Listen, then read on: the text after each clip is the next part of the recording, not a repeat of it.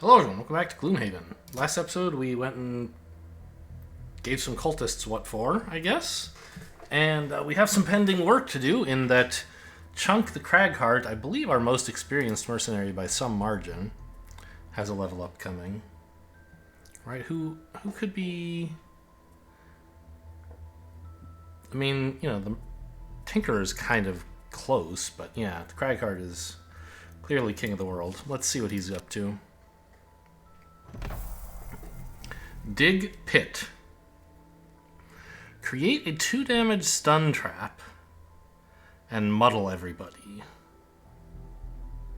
Or move 2 and become invisible. I don't love either of those. I mean, invisible is a very powerful effect. And putting it on a card that like also moves, kind of nice. But the Cragheart like wants to be tanking most of the time, right? So I don't know. Often I feel like if he became invisible, the enemies would just attack my other mercenaries who I would rather they not attack. There are going to be some situations where he's so far forward that becoming invisible means the enemies can't attack at all. Or he could block a door or something. Yeah, I guess that's true. Like, the Mind Thief had Scurry and Into the Night to, like, use the top half to move into, like, while opening a door, and the bottom half to, of a different card to be invisible so that he was safe while doing that. A card that's invisible plus move just, like, means you can open doors pretty safely, right? Absolute safety for... well, not absolute. There are ways you can suffer damage without, like, while invisible, but they're very rare. The problem is it would be safety for Chunk and not for, like, anyone else if he opens the door and there's a bunch of ranged guys around, right? Still, I think, actually, this could be kind of insane. Because it's not like you lose invisibility for attacking. Invisibility lasts until the end of the following turn. So you can move, opening the door, and then become invisible, and then, like, make a ranged attack at the stuff in the room, and they still can't fight back. Okay, this is more exciting than I thought, briefly. I was looking at the top half, and, like, it's really hard to get enemies to trigger traps, and all we really have is, like, Heaving Swing, which I'm sort of just using to create damage anyway. Like, to push them into obstacles, right? I don't want to push them in. I don't want to spend effort making a trap and then push them into it. Or Crater, which it's ranged, so like you have to make the trap adjacent to you. If you had a pole, that would be there. There would be some play for this, maybe. Okay, so what's with this one? It's top half. An AoE, but not a ranged AoE. You, like...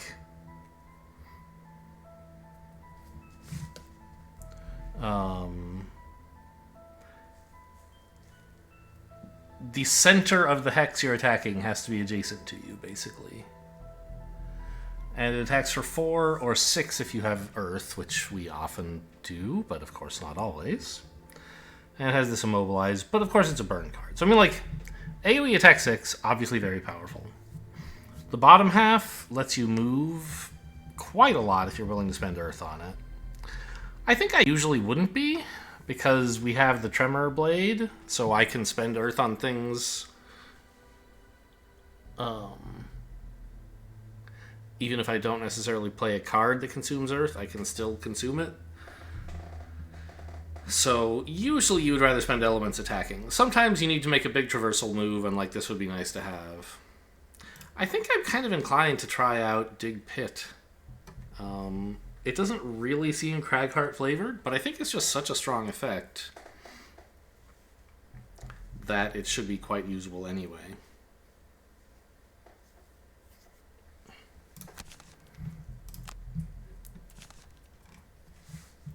So what are we cutting? Like, it could be Earthen Clod. The bottom half heal is nice, but I never use the top half. Maybe I should, because immobilizing people's kind of cool. I just like forget it exists, maybe. Could also cut Crater. I don't love the top half, but the bottom half is a lot of fun. And solves a lot of problems.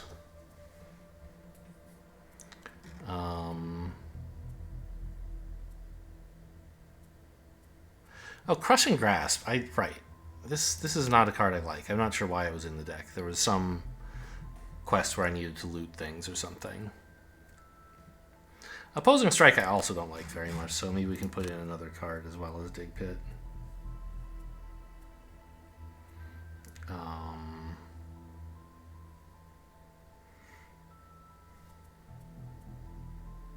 mean, Forceful Storm could go back in for the Stone Pummel, I suppose.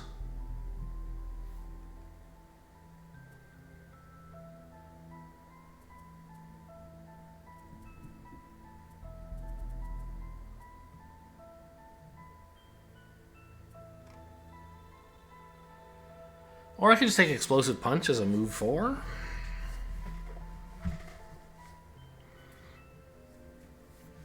I need to make sure I have enough ranged attacks, because Dig Pit does fit with that sort of plan more than with others, I think. But I don't know. I mean, I think Forceful Storm is fine. Huh. If we're running Forceful Storm, it does make Unstable Upheaval a bit stronger, right? Because you have the possibility of attack 5, everybody within range 2. I remember there was one quest where I built him as melee on purpose, and I believe I exploited that synergy at the time. It would be a bit stronger still now with the Tremor Blade, right? Because you can attack everything in range for 5, and one of them for 7. And it's not like the Cragheart has been burning too many cards, right? I can afford to put in a burn effect for, like, the right moment. Ah, no, I can't use this plus the Tremor Blade because this effect costs Earth. Unless you want to target just adjacent enemies, which sometimes I'm sure would be fine. But usually I don't find they group up that politely for you.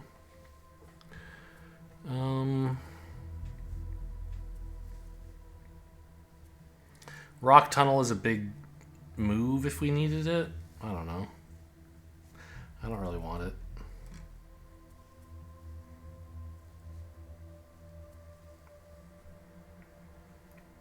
Yeah, I think we could...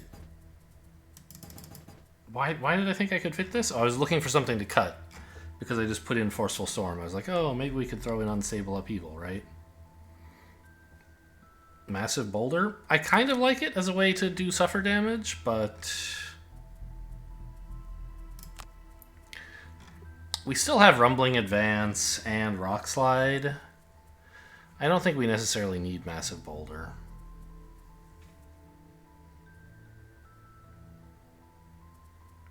Could cut Earthen Clod, but it's nice, like I said, to have some ranged attacks, especially now that we just put in Dig Pit. So, new perks. Well, one perk, new perk.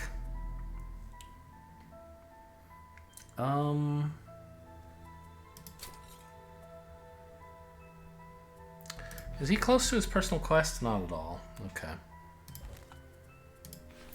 I mean, he could consider, like, selling his leather and buying...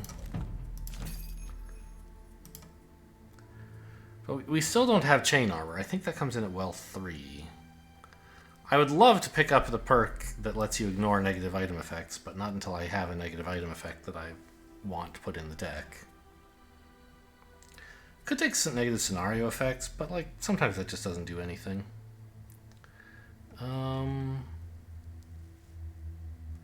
Let's just focus, I guess. I mean, I guess 2... What are these? Oh, no, sorry. Push 2. Push 2 is... It seems pretty good. Like, 2 is sort of a lot. And being able to, like, pull this out of nowhere You won't be able to plan around it, of course, but you know, if you like dirt tornado a big group of enemies, the one that lives, you can just send it far away, and then it like doesn't get to attack. Maybe, right? Wouldn't that be nice? Let's see what our city encounter is. Upon returning to the city after your latest adventure, you are approached by a high-ranking guard at the gate. I'm glad to have caught you. The capital has fallen behind on shipments of wood to Gloomhaven, so now it falls to us to pick up the slack so the construction of important city buildings doesn't stagnate. Forming an expedition to gather logs from the corpse wood. We could use your help, either to guard against enemies or to chop down trees. I assume that, like, they give you... Like, the obvious thing this... Okay. Maybe something, like, totally weird happens here, but I think it's more like, what reward do you want? If I had to guess... I've done this quest once, and I don't remember what happened. We took guard, and probably we got some XP, but I don't remember. I think it's just like you can get some XP or some gold, basically. Sort of makes sense, right? I'm always claiming that gold is the real scaling factor, not XP. We have a character, though, who's really close to leveling, and like if I took some XP, they would get there. I don't know. I'm just going to see if this is right. Oh! Prosperity. That's even better than gold. Okay. Cool. I mean, in some ways it's not better than gold because we didn't get anything at the moment. But when we get to the next level of prosperity, will be, or the next wealth level, you know, lots of great things will happen to us. I mean, there's still not really any hand items that I want, right? Like a battle axe is fine. But I think real money is in stickers. Why? What? Oh, I have his card display open on top of the Enchantress display. That's why it looks so confusing. Will you get out of here?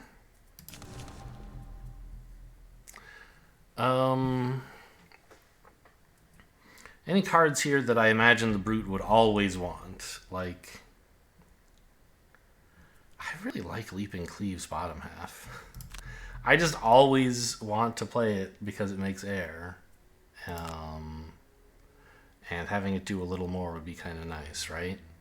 Like, I don't know, it's his jump move, right? And making air is generally a little bit helpful as well. Wow, you could take plus push. I imagine that's not too expensive. Yeah. I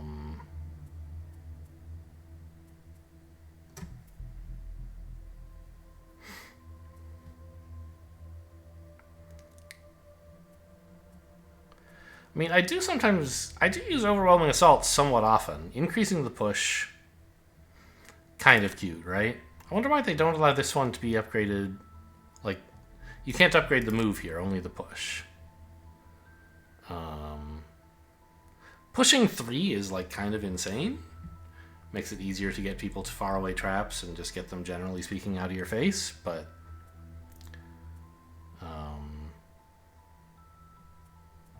I sort of feel like I just want the move. I don't know. Like, the thing is, I sometimes want to play Leaping Cleave top half, so I would get this benefit less often. But I guess, like, with Overwhelming Assault, sometimes I just don't want to push at all. So the same applies there. Let's just buy a plus move sticker here. For Leaping Cleave. Yes. Great.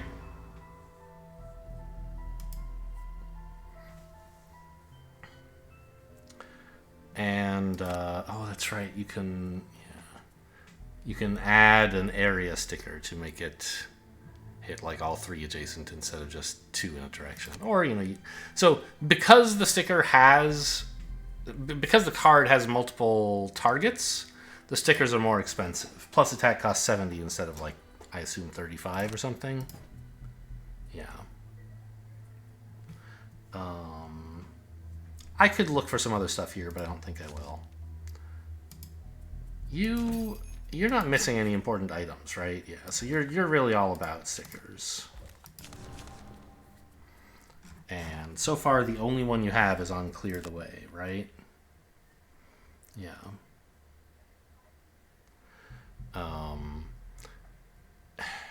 The number of cards you're allowed to put stickers on is governed by Gloomhaven's wealth level. Right now, we can put put stickers on up to 2 cards. But on those cards, you can put as many stickers as you like.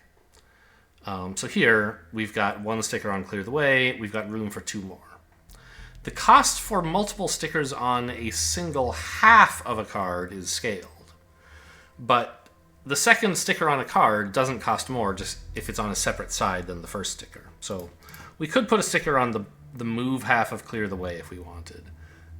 But it is still pretty expensive because this is a level 3 card.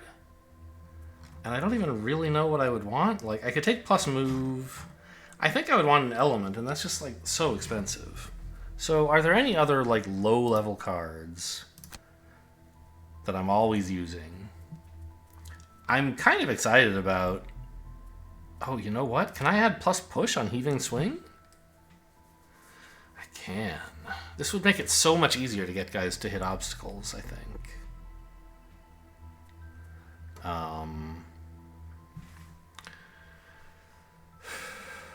I think move on Rumbling Advance is also fairly reasonable.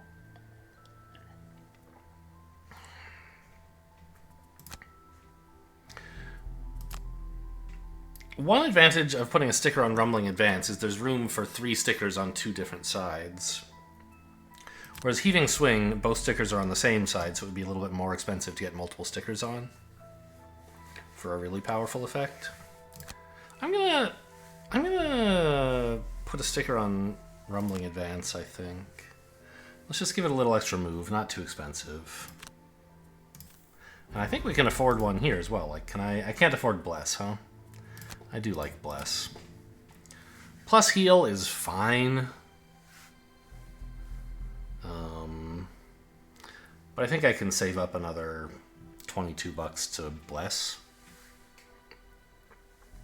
I mean, on the other hand, of course, the more you enhance one side of a card, the less good, in some sense, it is to enhance the other. Because, like, oh, wow, this moves 3 now. I'm going to want to play the top half of it less often because the bottom half is better. So a sticker on the top half is not as good. But on the other hand, cards with stickers on them are better and therefore less likely to be removed from your deck, and therefore more stickers on them are less likely to be wasted. So I don't know. I think, like, I have to put them all on the 2 cards I've stickered up anyway because I don't have any more targets that are legal. So I think the other half of Rumbling Advance is the way to go next, and Bless seems like the obvious choice. Now you have a sticker on your stun shot, right? I could put, like, jump on this, which would be kind of cute, and avoid committing to a second card. Or, ooh, plus range. Usually range isn't a big problem for this, but sometimes I'm sure more would be helpful. It's quite expensive, though, because I've already got a sticker on this half, so... I think just giving him another, like, more flexible move, making the move he has more flexible, would be a thing. I mean, we could generate elements, but we have very few cards that consume elements, right? Like, I can't even find one. So you would be making elements for other characters in the party, which is tough to commit to, right? So I think adding some range on this would be okay, but sort of expensive. Adding jump would be decent, and I guess an element would be sort of difficult to commit to, so jump on this is maybe the best we're going to get. Or I could, like, improve a second card. I'm not sure what that would be, really. Notice on Restorative Mist, it won't let you put a sticker on the heal because the heal stickers are, like, they can't it can't. The costs for them don't scale based on number of allies hit. So like, bless on all adjacent allies would be pretty cool. For example, I mean, I guess speaking of bless, I could just like try to put that on here, but it's still $50. Which is sort of surprising. I thought.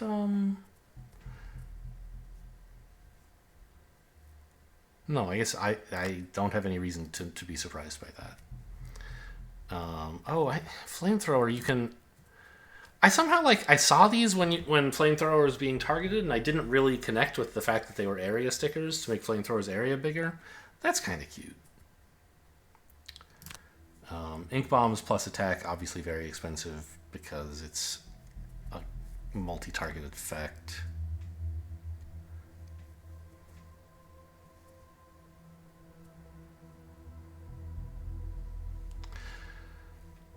Yeah, I think I'll just wait to put Bless on one of the heals. I do like Bless. Okay, let's just get out of here. What quest are we doing? Close the rift. So this was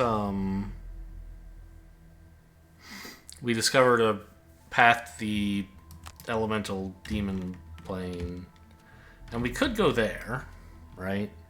The Infernal Throne. I have never attempted this mission on or off camera, so I don't really know what's there. It seems hard.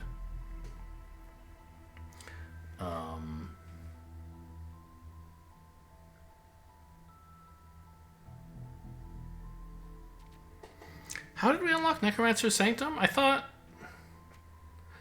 we were doing that voice quest, and it was like, unlock one of these things. Ah! Right. It's because I haven't done any of the 3 things that the voice revealed to me. I could go to the Shrine of Strength, and therefore, retroactively tell the voice I wanted power. The reward for that one is a bunch of XP. There's a temple here somewhere, I think. I can't find it. I thought there was a temple that gives you a bunch of gold. Or maybe it's not a temple. Right, it's the temple... No, the Shrine of Strength. I'm confused. The Lost Island, there we go. That's the one we could go to get money. And I've never done this. It seems interesting enough. Is there anyone who really wants to go on this quest? There's Vermlings and Cave Bears. I don't think anyone cares about that. Kill all enemies. It's on the Misty Sea. Does anybody care about that? It's a side scenario? No, this is core.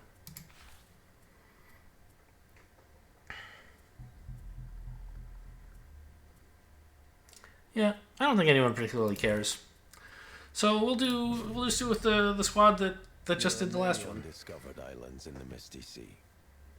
Most are not worth finding, but still, you're confident that you will find vast riches on this particular one. Yeah, because the voice told us that, right? Now, and the reason they don't say that in the quest narration. The voyage is largely uneventful. You follow the signs until you spy a small mass of land on the horizon. The landmass doesn't get much bigger as you get closer. Just a simple piece of earth jutting out of the water, covered in trees and large rocks. On the opposite side of the island, you see the remains of a derelict ship. You drop anchor and paddle to dry land. As your feet hit the sand, an arrow whizzes by your ear, and another grazes your leg. Readying your weapons, you see numerous vermlings scurrying about in the underbush, preparing to attack your position. And then you hear the roar of a bear. The reason the narration doesn't mention the voice is because most, or maybe even all, of the core quest, probably not all, but most of the core quest things in this game are accessible multiple ways. You don't have a single linear path through this story. You know, if we didn't use the voice to find this for us, we would find it some other way, or could find it some other way. Just like the voice is like, oh, I'll tell you where Jexera is if you want. And I'm like, well, no, I know another way to find Jexera, because I don't need the voice's help. There are other ways to get to this quest too, I assume.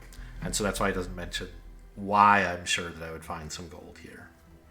But it's because I asked the voice, hey, where's all the dang gold? I want to be rich. Reveal a room tile by opening a door? Don't like to do that with the Tinkerer. Don't lose a lot of HP? I love doing that as the Tinkerer. Spring a trap. I think it's actually kind of tough, not just because I forget all the time, but playing as someone who's up in the front lines, not picking up gold is bad for your positioning, because sometimes the tile you want to go to has gold on it, and like, what are you supposed to do? So I'm just going to take this, cause a trap to be sprung. We have added several pushes, so could happen. Kill a monster with a single attack action. So I do not believe Fatal Advance. Yeah, that's not an attack action, so that wouldn't count. Overwhelming Assault could do it, but as we get deeper into the game, we're going to encounter enemies with more and more health. And so, like, 6 damage won't always be enough to kill something. Here, though, like, Vermlings are just, their max health is 5. It's not that hard. We could totally arrange it, right?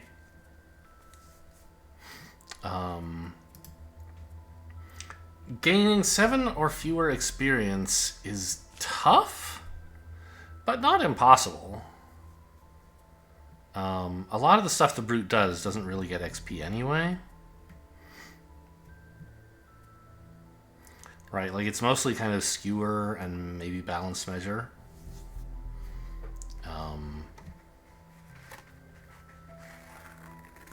And Skewer, you only get experience if you... No, you get it whether you pay the air or not. Okay.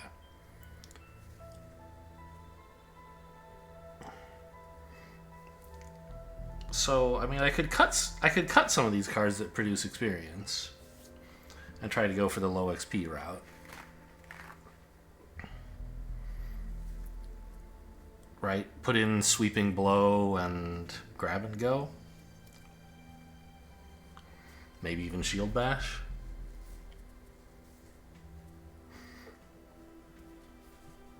Because, like, when you're already in melee with the enemy, having a bottom half that does something, as I always say, is quite nice.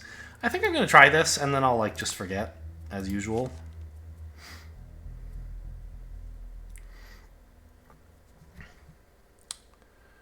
Could take out Eye for an Eye. Because the top half gains too much experience. But the bottom half is fine, right? And it even makes Earth. I think we absolutely want Provoking Roar. No question about that.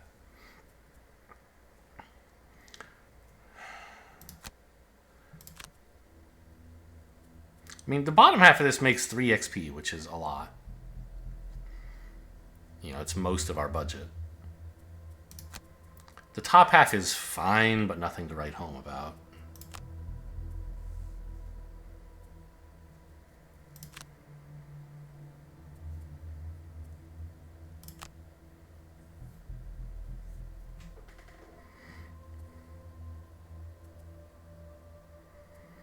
I'd sort of like to find an excuse to get rid of Skewer. Oh yeah, Sweeping Blow, sure. And I can keep in Balanced Measure. I have some decent moves. Using this to do a bunch of damage could be fine. And also, like, the bottom half is quite strong if you use it with a melee, like, AoE effect, like, Leap and Cleave or Skewer, which, okay, I'm not trying to use those, but, Sweeping Blow, for example. If you hit 3 guys and then use Balanced Measure, you get to go 1,000,000 miles an hour. So I think he might be able to to get there. Okay, I already rebuilt for Dig Pit. I don't remember exactly what decisions I made, but I can't imagine that this goal is going to make a huge difference because I can't put in other traps. And I'm already bringing all of my pushes, even Crater, right? So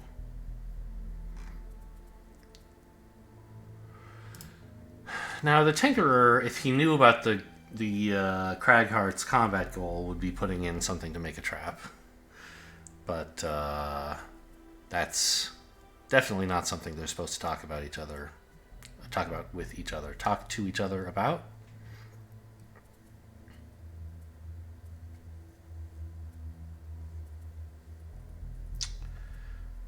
I'm wondering if the Tinkerer might have a few too many, like, burn cards that he wants to use. But no, I think I just need to put off using them till later. I'm still keeping Microbots. Who knows why.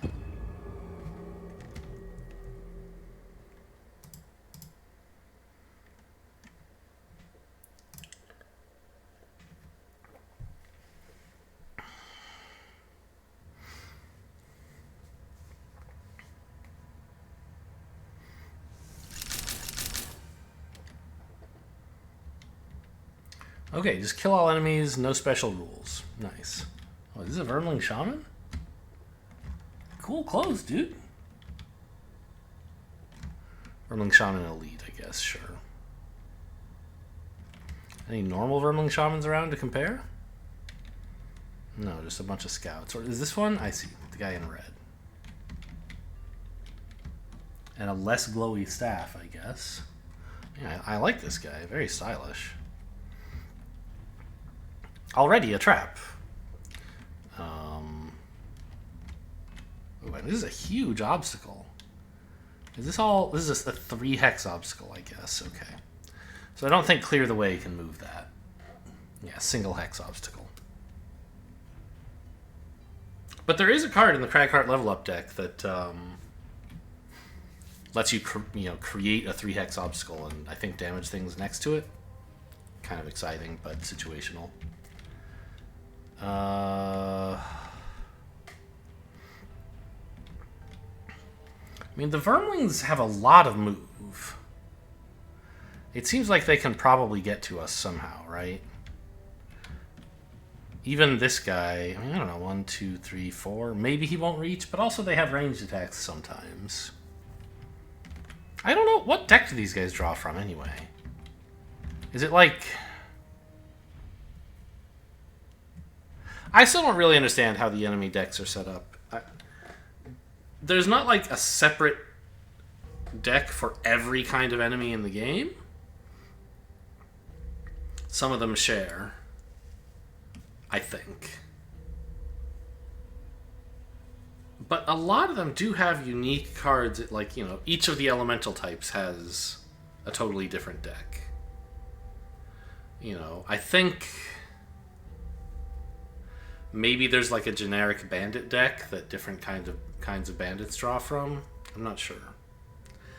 But I don't think that the Vermling Scouts are drawing from that deck, because they have a card that's like, move a bunch and loot. I don't think other bandits have that, so I don't know. What do we need to do? It's a mystery. What is Cragheart like? I mean, he loves throwing obstacles at people. But...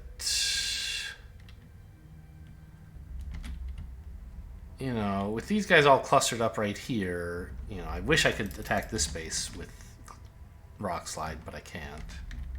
This is kind of promising. This is okay. So maybe if I moved the Cragheart up a bit to like 1, 2, 3, 4. 1, 2, 3. So he could, like, from here, he could do that, right? Or he could be further away and then move here. But is there like a bottom half that I actually want to play? Move to invisible is kind of cute, I guess. Attack to your ranged attacks doesn't really apply to Rock Slide because that's not a ranged attack. It's not an attack at all. Immobilizing somebody would be kind of nice, maybe?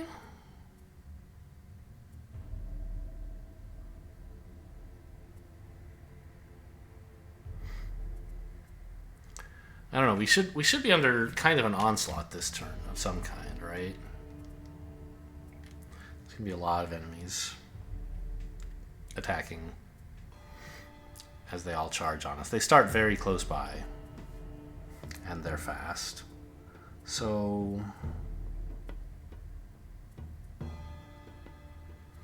dig pit on these guys could be productive, but I think probably only this guy's gonna get to us, so it doesn't seem that great.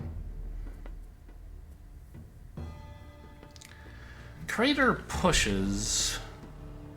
I guess if I push this guy into a trap, that would be kind of cool. Is that his combat goal, or was that someone else's? It is his combat goal. He should have plenty of chances to do it, but, you know, here's one he could have immediately.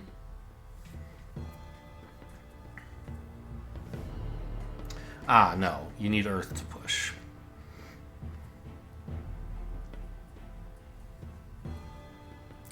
So there's not really any bottom halves that I want to play together with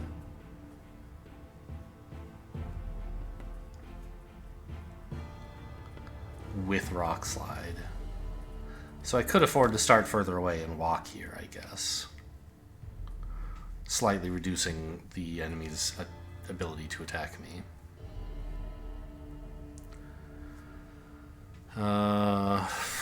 Could swap places with the Brute. I do have more HP after all.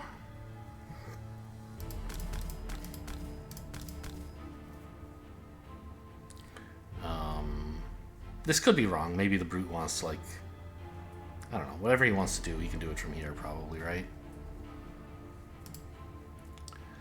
So, I don't know. Rock Slide seems okay. Nothing incredible. I guess one kind of weird thing we could try. First of all, how big is this map? About normal size. Looks like several small rooms after this.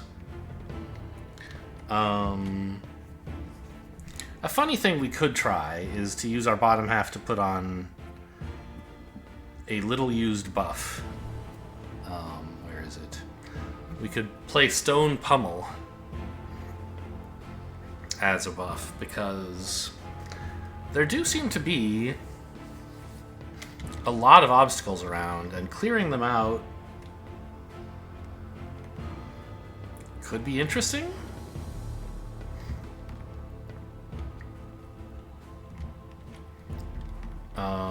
But I'm gonna run out of obstacles to do that with, sort of. Well, no, not if I use Rock Slide turn 1, right? So it would also give me an excuse to move sort of quickly, right? Like, I put an obstacle here. 1, 2, 3. Oh, I can't reach up there, can I?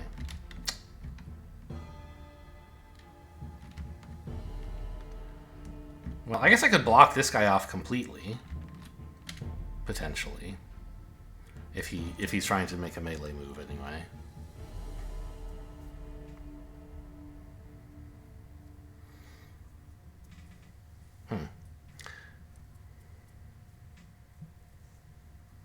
But I just don't make that many melee attacks, and Stone Pummel is sort of my best one. So I don't think that's a great plan.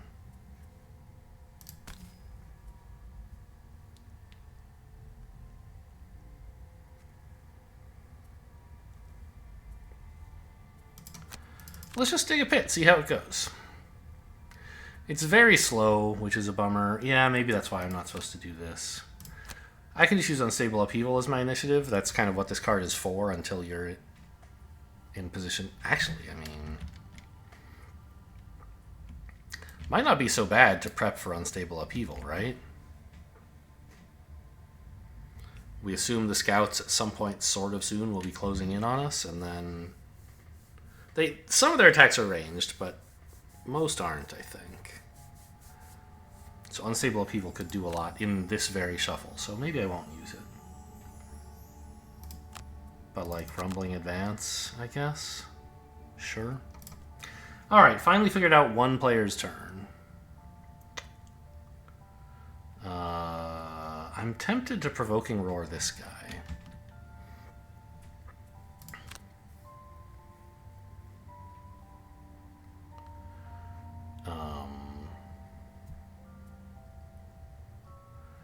And to go with that, I mean just sort of any mediocre card.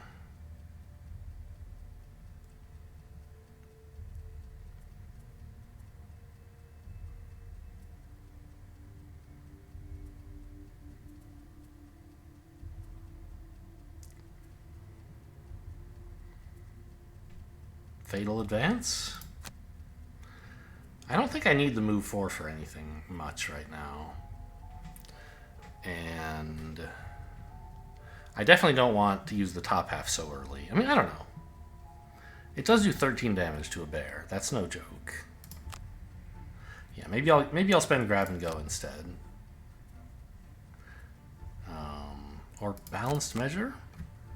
A Balanced Measure is not going to be very good in this room, actually. And it's nice to get a high initiative card out of there. Also one that generates XP. Okay. Tinkerer probably wants to start with a Stun Shot or a Toxic Bolt. That's what he usually wants.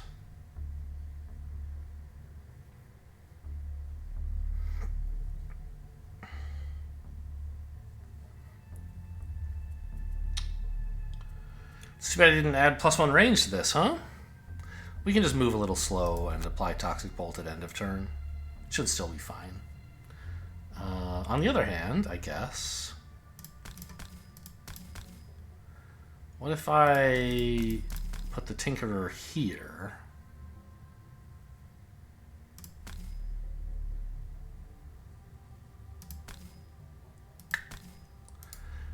Leaving the Brute here so he can still reach this guy.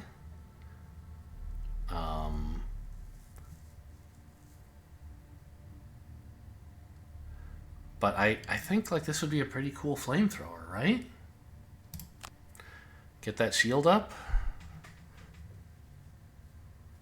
I like this plan. Okay, the Vermlings are not attacking. That's very helpful. The Shaman is move 2, range 4. Can he get to me? 1, 2, 1, 2, 3, 4. 1, 2, 1, 2, 3, 4. So he can hit me if I block, if I disarm this guy. But I don't have to do that. He's not attacking. So I can maybe disarm someone else with the Brute. Except I can't reach anyone else. Ah. Okay. Well, too bad. Cave Bear moves only 2. Well, I suppose the Vermling Shaman is moving very late. And if we put an obstacle right here, he couldn't really get to us very well, right? 1, 2, 3, 4. Yes, that's achievable. 1, 2, 3... 1, 2, 3. Okay. Interesting.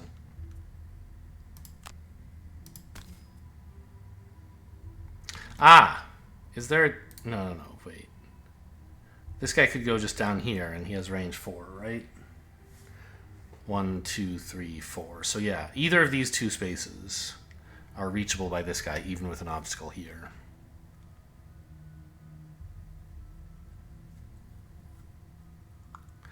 I could put obstacles in both of these two spaces, and that would stop us from getting attacked.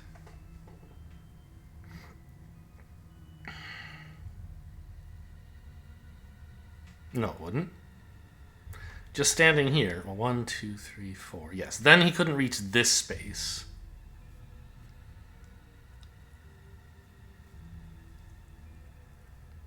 Something I'm still not sure on, by the way, is like in the spirit. Is it in the spirit of the rules? Once the mercenaries have revealed their cards, for them to coordinate on like how to use the played cards to best effect. Like, am I not supposed to know that the Cragheart is playing Rock Slide to make obstacles to influence where I might move to? I think I'm supposed to know that, but I'm not 100% sure.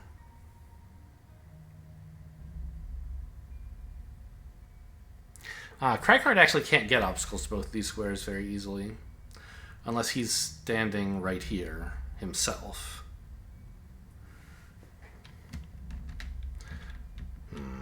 How much are you attacking for? 4, right? Yeah. I don't really appreciate that. I wonder if it's maybe reasonable for the brute to not attack this turn? Because he's trading like 2 of this guy's health for 4 of his own. But you do have to kill the enemies at some point.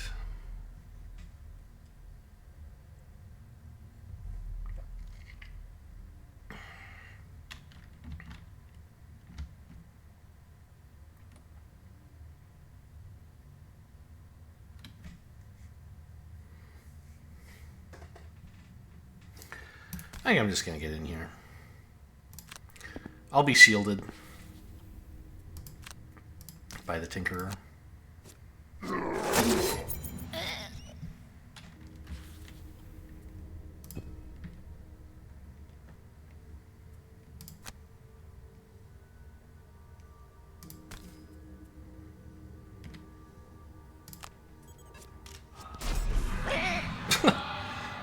Okay. Tinkerer gets a much better damage roll than the Brute there. It's not. You don't usually expect the Brute to do 1 and the Tinkerer to do 4. But I'll take it.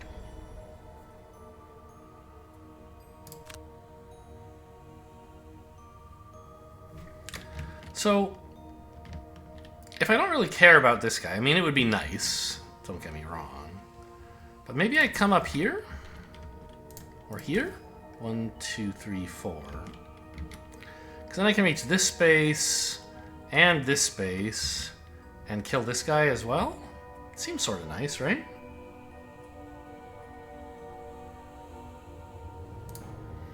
I guess I could spend the boots to get even further if that were helpful. Come all the way up here.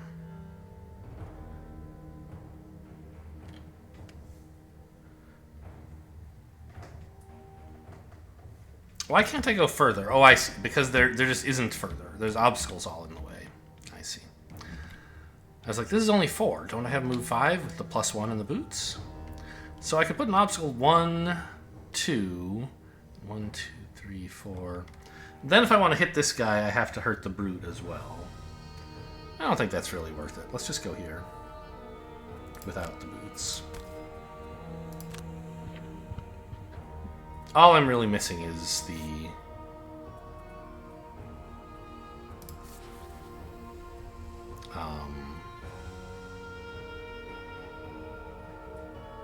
Why is it strong? Shouldn't it be infusing? I'm not allowed to use it right now, right?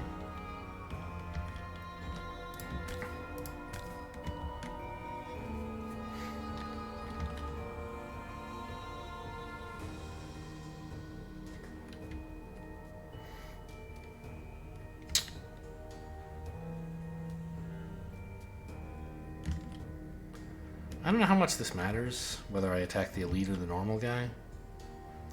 Let's say the elite, for no clear reason.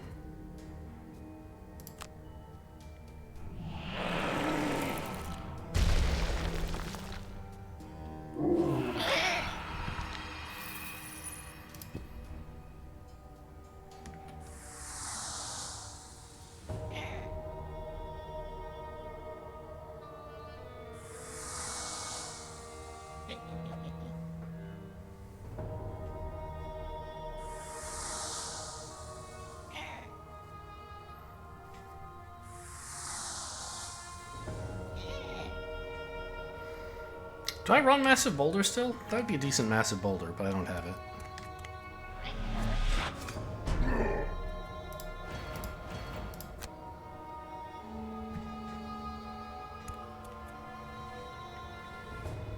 Why did he only move 1? Didn't he? Oh, I see.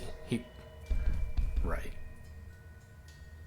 I remembered these guys as having big numbers. This guy had a 2. And he's an elite, so the elite, I guess, has 1 more move than the little guy. But I forgot, and I thought he had moved 4, and that this guy moved only 1 really surprised me. So what about all this, then? I mean... Net Shooter is kind of insane right now? Obviously, burning cards is not great, but, I mean, look at them. Right? Seems incredible. Bottom half, there's got to be something good around here. Extra attack, sure. Even if it only applies to himself, I think that's a nice benefit with this. Now let's do the Cragart first. I like the idea of Stone Pummel here. By the way, the Vermling Scout and the Vermling Scout Elite both have 5 health. This guy just... Oh no, he's 5 out of 7. Right, we hit him with a rock earlier. So he's faster, stronger, and has more health. That's fine. Okay, so... Stone Pummel to hit both of these guys seems okay, right? Not totally unreasonable. There are other possibilities.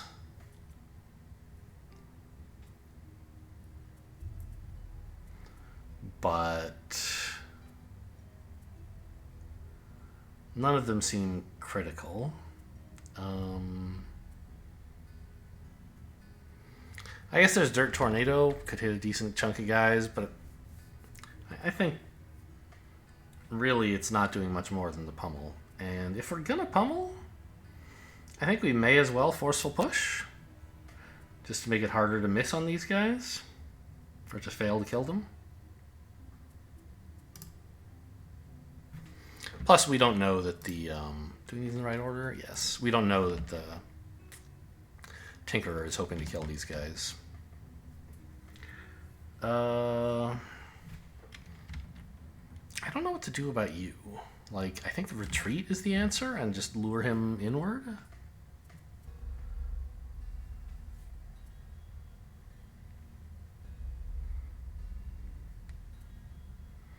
But I'm not really sure how to do that.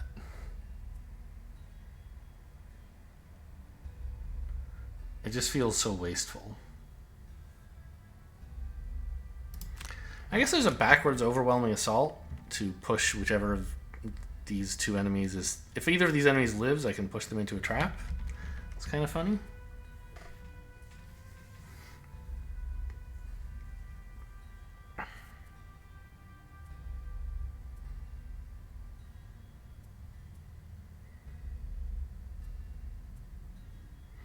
And maybe Sweeping Blow is some more finish. Some more possible cleanup. Maybe? Sure.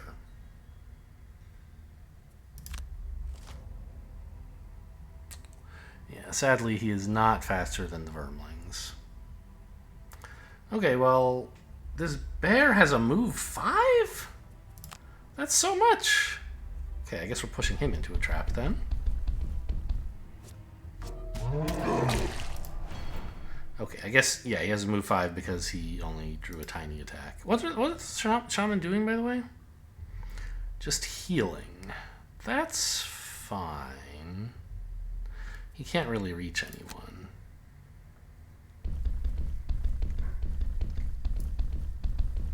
Oh my god, that bear.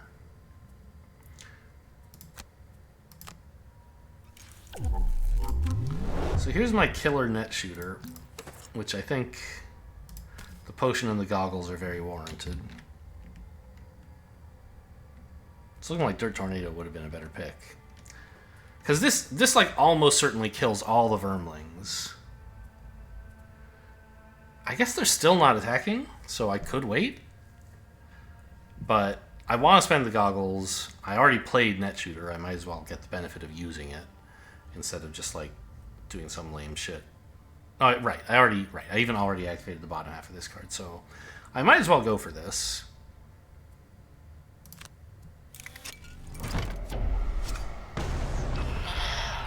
What a guy. I love that card.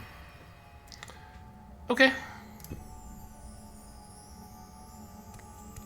Oh, he can heal the bear. Well, Fatal Advance wouldn't have been so bad, maybe. I thought it would be a while till we were adjacent to a full health bear, but, you know, here we are. I can't even really get to an enemy. I can just attack this guy. I could walk into the trap. That would get me Neutralizer.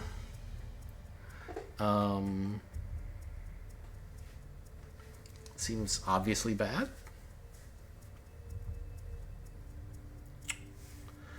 I mean, I can still just attack this vermling who's right here. That's certainly possible. But I wonder if there's some way I can adjust to what's happened so far.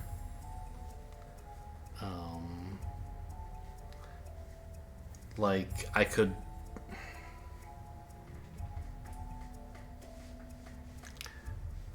I could play, like, the top half of Forceful Storm if I wanted.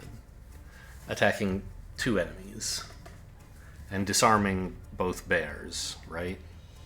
Or, I guess, even the shamans, but that seems pretty stupid.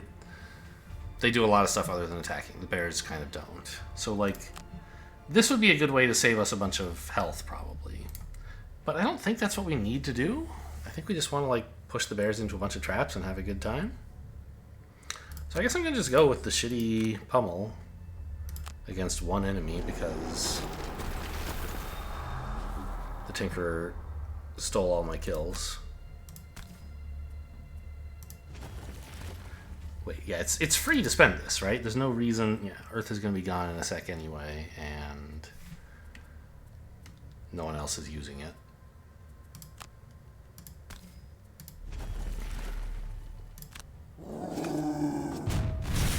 Although it doesn't actually matter, right? Because there was no roll low enough that I wasn't going to kill him, except for miss.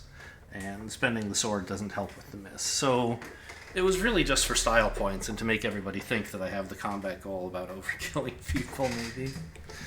Okay. Do I want to pick anything back up? Rock Slide could be interesting, but... I mean, Heaving Swing is likely to be pretty decent, maybe? Yeah, there's obstacles everywhere, right? Oh! Did I put plus push on that? No, I was thinking about it. But, that'll let you push it into 2 obstacles, so the plus push is like plus 2 damage as well. I thought, oh, it would make it easier for you to hit an obstacle. I wasn't thinking big enough. You could hit multiples. Nice.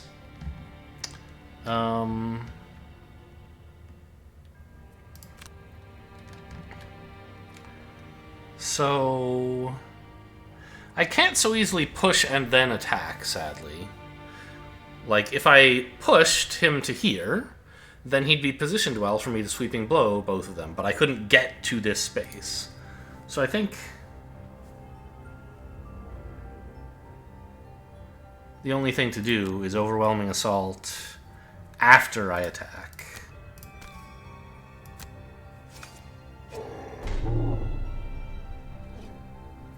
And the place to stand is here so that I get to grab some gold.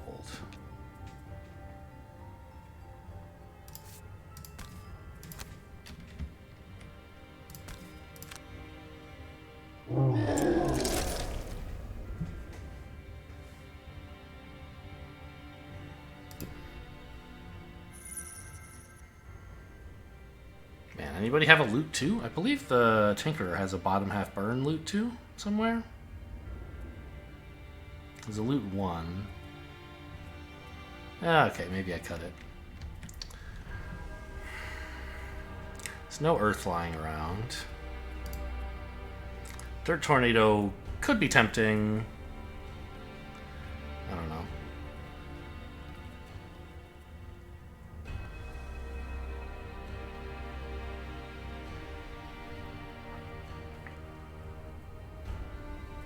I haven't used my invisibility yet.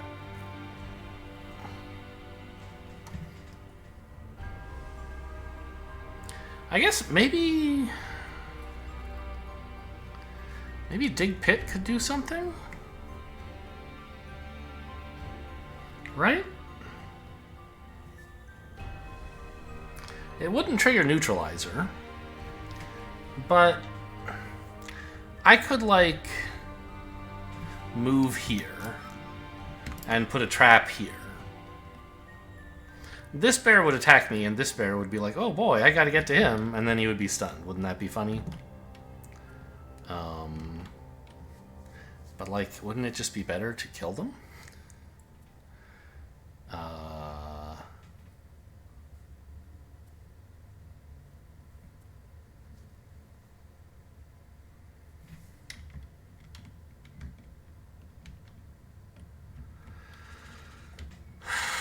Like, what if I moved over here and cleared the way, pushing this boulder down there?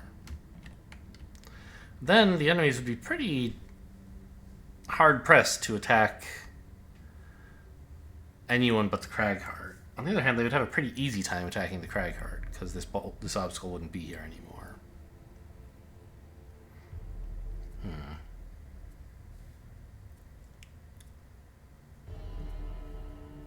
I mean, I guess Heaving Swing on this bear is what I was planning to do, and it still seems fine, right? And for the move, I guess I'll take Dig Pit. Now, let's see. What does Heaving Swing say? Hexes containing obstacles. Oh, maybe it doesn't do extra damage. In each case. So it probably wouldn't work if you pushed him into, like, both of these hexes, because that's the same obstacle. And so, like, the first time you get there, you destroy it. The second time, there's no obstacle. But it would work for, like, you know, multiple obstacles if we had push 2, which we don't yet. Oops. So this seems fine.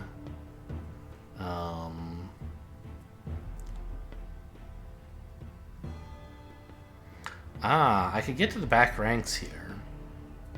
And then trample them. I like that idea. How about you? Finally stunning this bear seems pretty nice. Anything useful you can do bottom half? I mean, move and heal's not bad. Yeah, I guess that's the line then. The Vermling Shamans are not attacking. The bears are not moving. So we don't actually need the stun to stop the bear from attacking if we don't get adjacent to it. Interesting.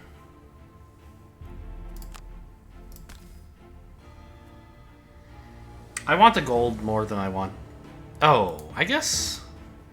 Since no one's injured, maybe I wasn't supposed to play Restorative Mist? Oh well. I guess I'll live with it.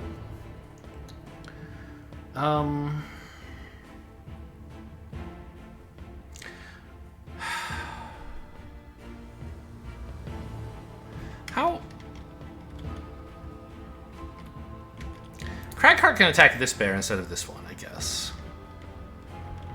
We still get to push it into an obstacle. We don't kill this guy, but that's fine. That gives me an excuse to stun and wound the shaman. I do not think this is a good use of bow. I'd like to save that for Ink Bomb. I mean, I guess the bow might literally never do anything if I don't use it right now. Who knows how many more shielded enemies are back here, right? Might as well just go for it. This gets one, maybe more damage in. Maybe none. But... So the bow doesn't refill. You only get it once per mission, even if you long rest. But I think this, this is fine. Okay, got 0 out of the bow. Kind of sad.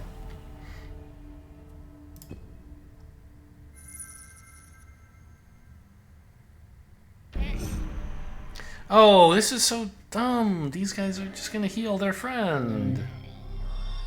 Oh, he healed the bear. Interesting. So when enemies are choosing... Oh.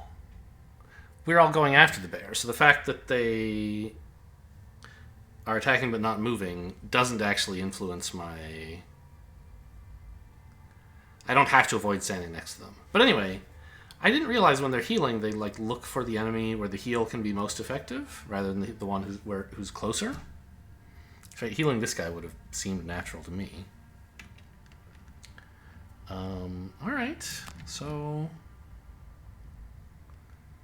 Let's get in there, I guess. Oh, here's probably better, because then maybe I could push him into there on a future turn or something.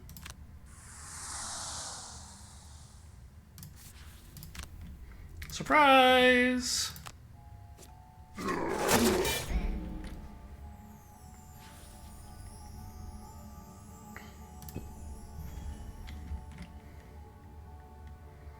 So which one are we pushing? I mean, probably this one.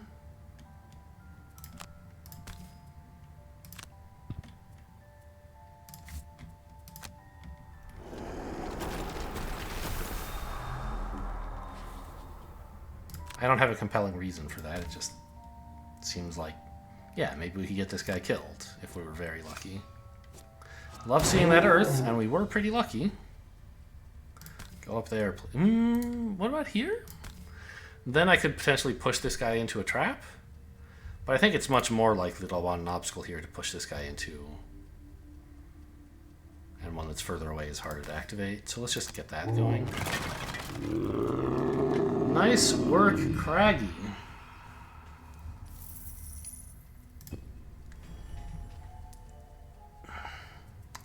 Do I have any, like, immobilize? I have net shooter, but I burned that. It would just be nice if this bear were immobilized is all, right?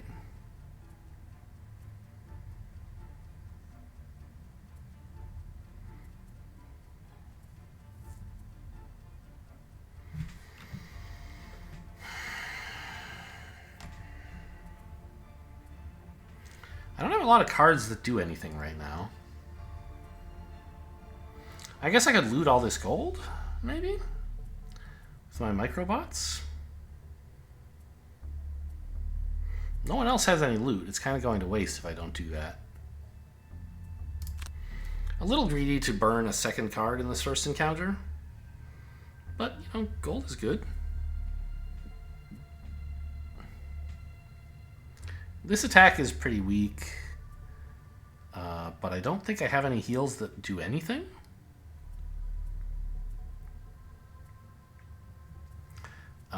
I do have cards like Stamina Booster to let someone recover a card. And Reinvigorating Elixir. Actually, like, you know, it would be nice. Right now I'm next to the Crag Heart, right? You don't... It's tough to play a bottom half card that requires being adjacent to someone because you usually can't move to activate it. Right now I could. But I think, like, the Tinkerer is more likely to run out of cards than Cragheart is. I don't think he really needs the help. Especially if I'm going to be playing cards like Net Shooter and Microbots in the first go. So I guess I just take the Reviving Shock and I maybe do a little damage with it. Hopefully draw some modifiers that are good, I guess. That, like, apply wound or whatever. I don't really have any attacks that do anything, huh? Well, maybe just Shield Bash Eye for an Eye. If he decides to attack me, I'll be thrilled. And if he doesn't, I mean, I don't know. He probably won't, right? But what else am I supposed to do?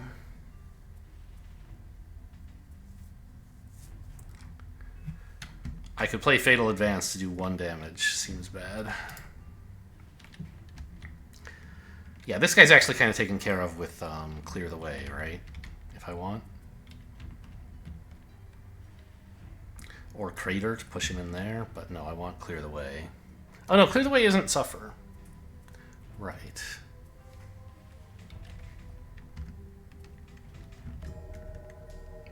I had to get up for a minute, and I forgot my planning completely. Was I talking about maybe how I should have picked the card back up with somebody? Like, it would be nice if the Brute had Trample or something. This whole thing seems like it's unlikely to do anything, but so does everything else he can play. I guess I already played the Tinkerer, okay. The good news is, I don't remember what the Tinkerer is doing, and so the Crackheart can't really use that information if I don't look. I don't know, I think he was planning to go loot this stuff, actually.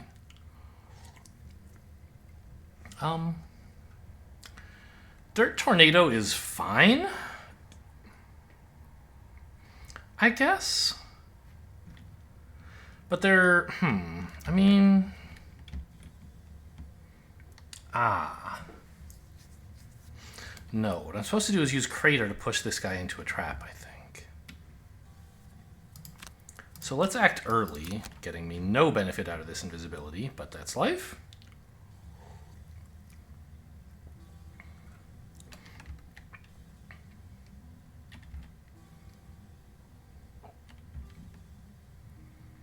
Right? It also gets me next to an obstacle, which is cool. And away from the bear, which could matter if it draws a no-move turn again. It didn't. Okay. Move 3, attack 5 is kind of serious.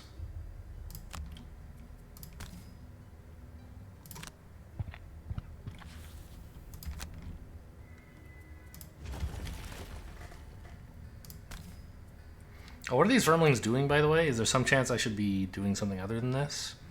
Nah. Oh, wait. Yeah. I would like you to be dead. And I get my earth back, that's nice. And importantly, I get my combat goal. Battle goal.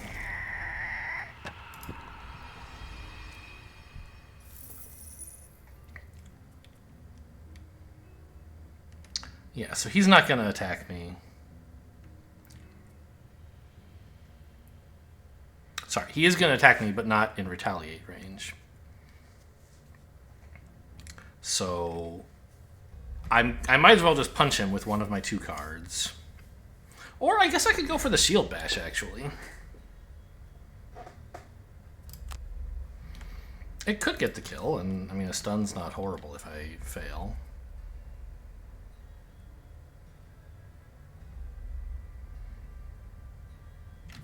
Burning a card should be okay, I guess. Turns out, just a punch would have worked.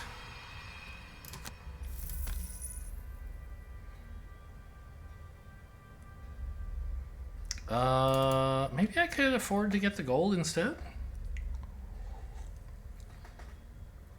But I mean, obviously we shouldn't plan for drawing a ×2. I think I can afford the gold.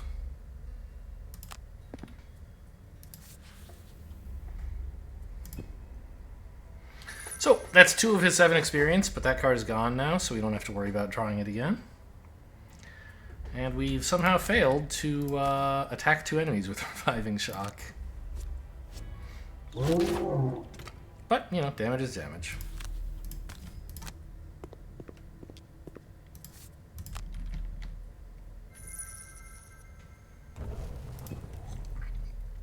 And 9 gold is a ton.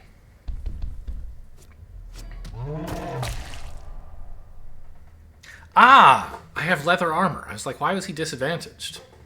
That's so good. That's the first time the Cragheart's gotten attacked, so he still has leather armor. Nice, because that was a huge attack. I'm very pleased that we dodged it.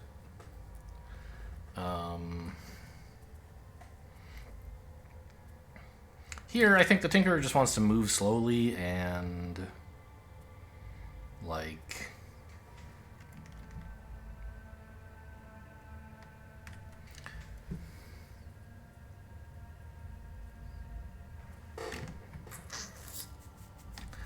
It would be kind of nice if we could somehow get the Brute to pick his cards back up at the end of this turn. But I don't think we can do that. Like, okay, we can. Right? The Brute could play Grab and Go and move quickly, and then he could go here for 4 move. The Tinkerer could juice him up and he could get all his cards back. It seems like a very... I don't know. I mean, I think the Brute wants to play Grab and Go anyway, just pick up this money. I don't know. Maybe he's supposed to kill this bear. Or help with the bear, at least.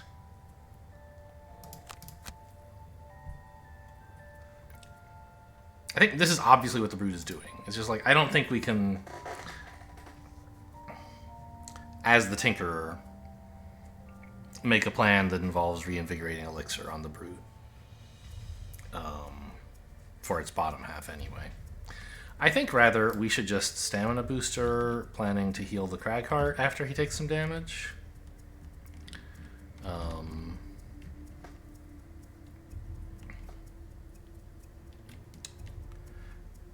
And, you know, like, I don't even think really it's necessarily the case that giving the Brute some cards back is that great. Because it adds a card to the Brute's deck, but removes a card from the Tinkerer's deck by burning, right?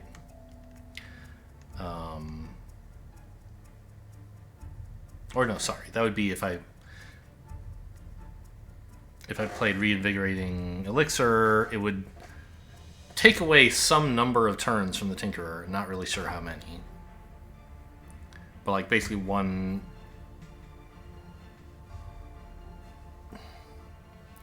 In every one of our rest cycles, half the time being a card down would cost us a turn, half the time it wouldn't. So it kind of costs you like half a turn every shuffle. And it gives the same thing to the Brute. So it's neutral in terms of like total number of turns the party gets, but you shift some from the Tinkerer to the Brute. And at the moment, the Tinkerer has 10 cards in deck, and the Brute has, I think, 9? But those are very close. And also the Tinkerer has a lot more burning that he wants to do. So I don't think we should be giving anybody a burned card back. I think we're just playing this because it's a heal 4. Cragheart, what are you up to? Anything good? Clear the way, Earthen Clod is kind of a thing we could try, I guess.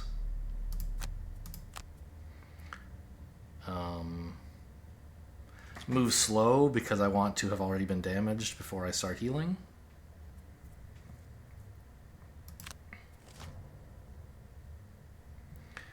Ow. Okay. Anything we can do about that? I mean, obviously, yes, I could, like, come here and just kill this bear with Fatal Advance. But I think the Cragheart can take this. It's not, like, the end of the world. I would like to help out by just punching him.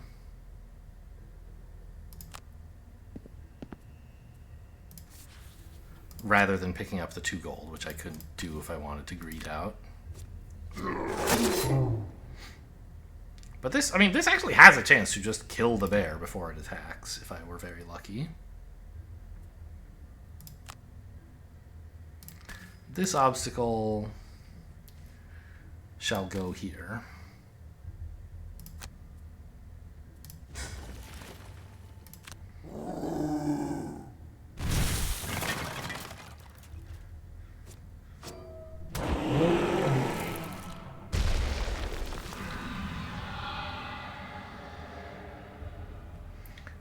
Ah! I had disadvantage because I was adjacent to him. I see. Oh, whoops. By moving the Brute closer, I have made the Brute the target of the attack. Not great, but at least I get to heal him.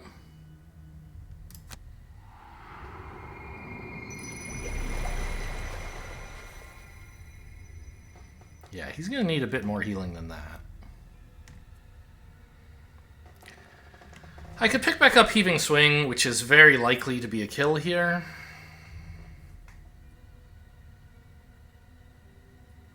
Well, I don't know. It's likely to be pretty good.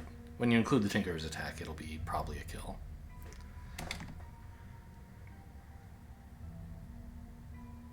I think that's a good enough use for the Ammo Potion. It gives me a turn pre-rest. And it draws a card that helps with the current combat situation. Although I don't think we really need the help. Right? Just like punching this guy next turn should be enough.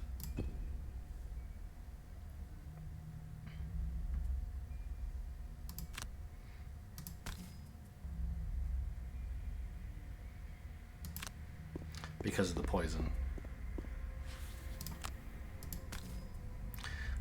I maybe should have had the Brute go slower, because he would not be getting targeted by the bear, and he'd be getting to attack post-poison. Oh, nice wound. We can probably just ignore the bear now.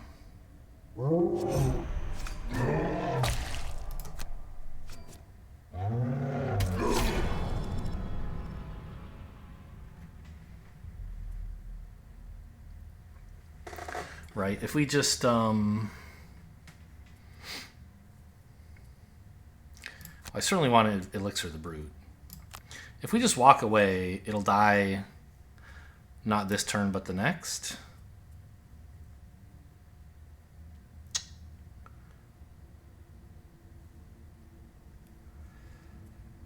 A long rest is worth 5 HP, but the bear is quite likely to be doing more damage than that. So I would only want a long rest if I felt I could...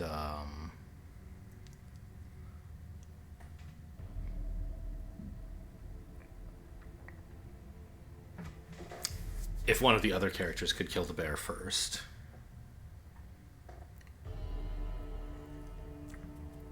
But I think we just short rest and punch the bear, basically. That's fine.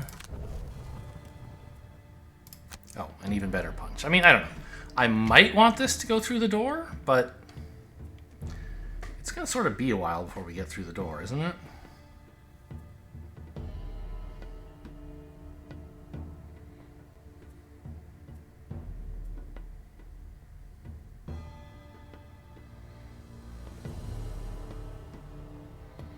Maybe...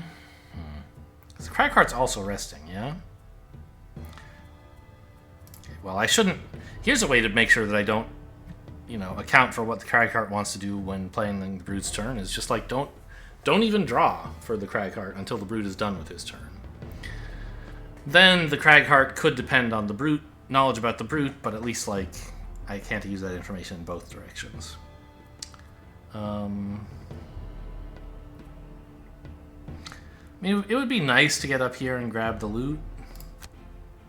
But I think just provoking Roar to guarantee we go fast enough that this guy can't kill anybody. I mean, but, like, what about Eye for an Eye? Actually, I could just play both, right? Give myself the heal. The Tinkerer kind of wants to heal the Brute anyway, though, right? And so Eye for an Eye might be getting wasted here.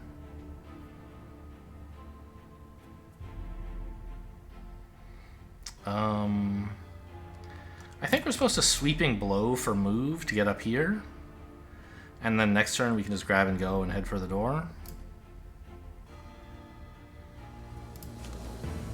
This is also supposed to be a short rest, right? Even more so for him. He doesn't even have any items except for like one charge of leather armor. Ooh, I really like this card. Let's take something else. Crater's good, but that's fine. Let's see.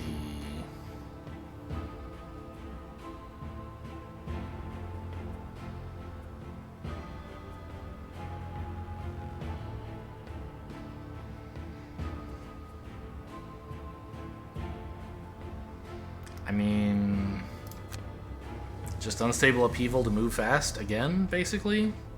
The last time initiative's going to matter this round, probably. And this way, if the Brute misses, we still... Actually, we don't know what the Brute is doing, I guess. But yeah, that's why we're moving quickly. We don't know the Brute has a plan.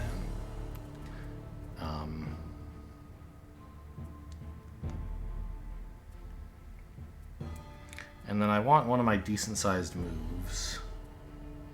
Are they all gone? I guess Dirt Tornado it is, then.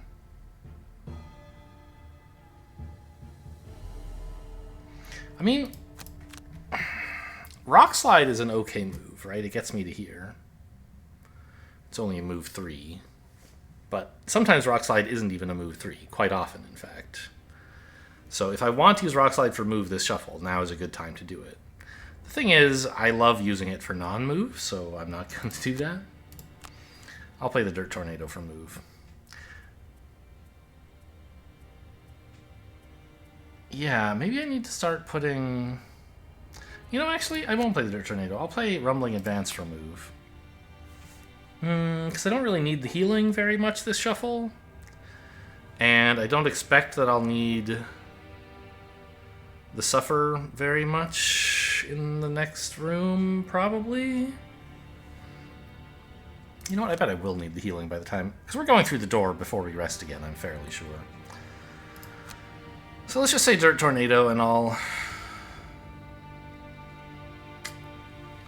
No, you know, let's Rock Slide. 'Cause I don't have a good way to get out there. And this is a decent Rock Slide. It's not incredible, but it's fine.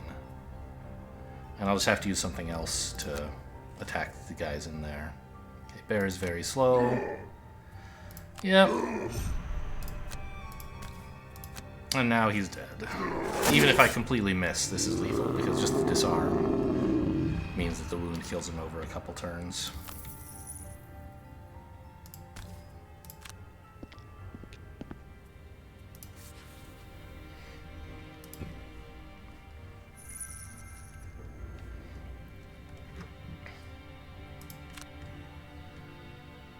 Oh, I see, that's funny. It lights these scores up even though I can't get to them. Because if I had jump, they would be legal targets, I guess? Why doesn't it light this up, then? 1, 2, 3, 4, 5, 6. If I had jump, this would be a legal place to go. I don't understand why these are lit up, then. It's a bug anyway, because, like, you're not allowed to move there, but I don't know. I had what seemed like a plausible explanation for the bug, where it's like, oh, we just wanted to show you information that might be helpful, but it would be just as helpful for this square. So I don't know, man. Anyway, go here.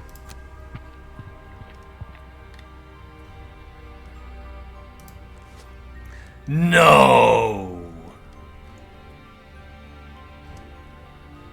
That's completely wrong. That shouldn't work. Wow.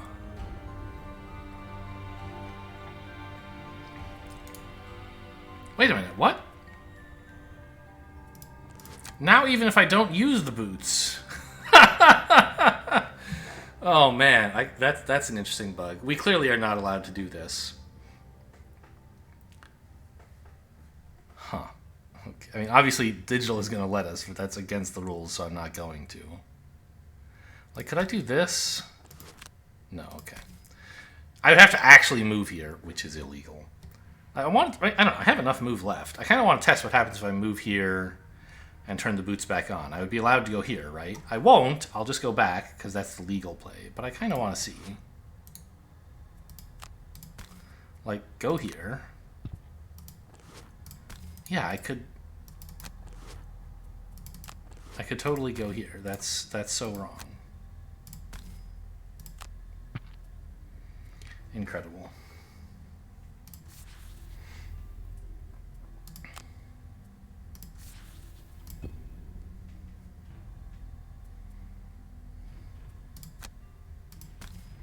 Here you go, Broody.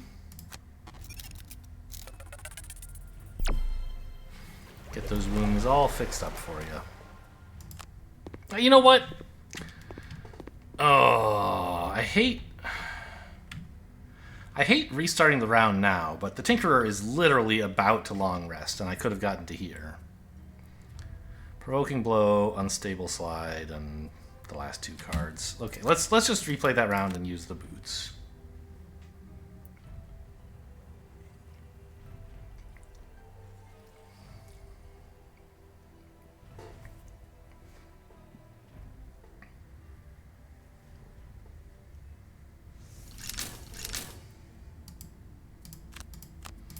But we actually moved slowly here, right?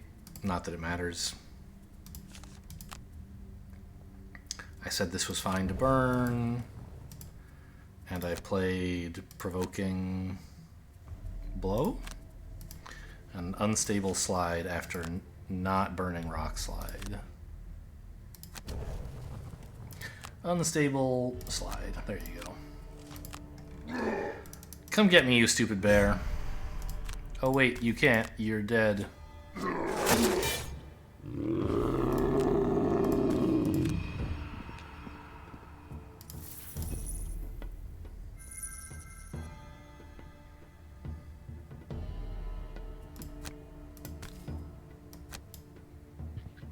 By the way, here's a turn where Crushing Grasp would have been nice, right? Pick up that gold.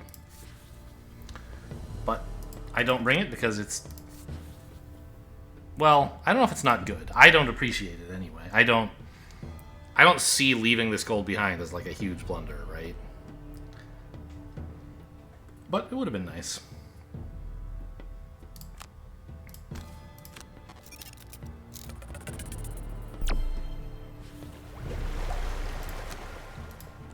I guess these two squares are equally close to the door. I'll take this one because maybe a melee dude would want to be here if they have trouble. I don't know. I don't think it matters. I think this has better line of sight into the next room, so I'll take this one, in fact.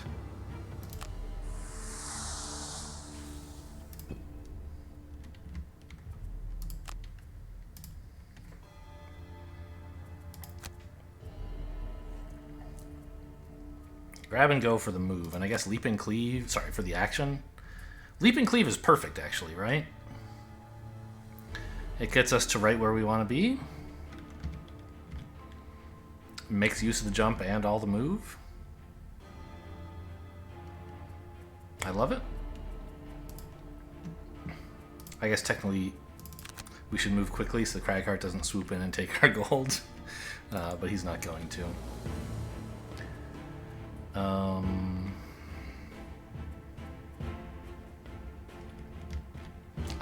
There was a reason to put the Tinkerer here instead. Which is that, like, if we wanted to use Rumbling Advance to generate Earth, this space is next to the Tinkerer. This space is next to the Tinkerer when he's here, but not when he's here. I don't think that's relevant because an Unstable Upheaval can't actually get me here without walking through a trap, which I don't want to do. By the way, am I forgetting any combat goals? No, I remember. You're not supposed to get XP. And you're not supposed to take damage. And you already got yours. That's all going fine.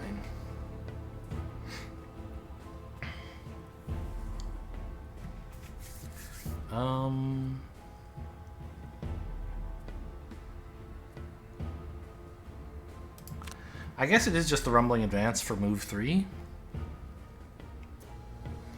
Because I kind of like the idea of having Dirt Tornado available with Earth when I march in the door. And it's a lot of work to, like, rock slide and then clear the way. I guess I can just spend clear the way now because I can't really get next to an obstacle because I already played the rock slide. That seems fine. So come up here and make some Earth.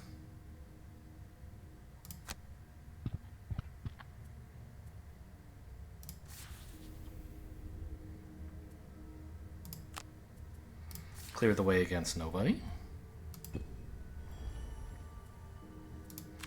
Grab that money and go. Let's move here in case the Tinkerer wants me to be adjacent for some reason.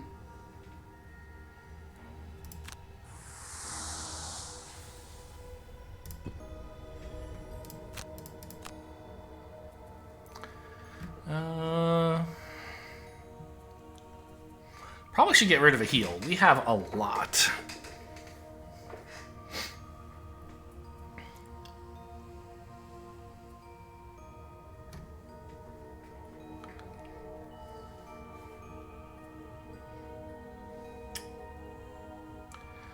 I don't know.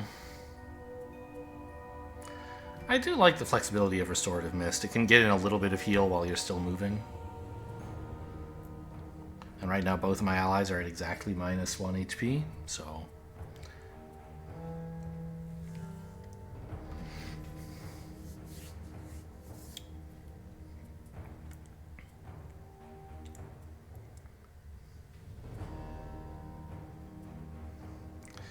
Enhancement Field is a little bit difficult to use.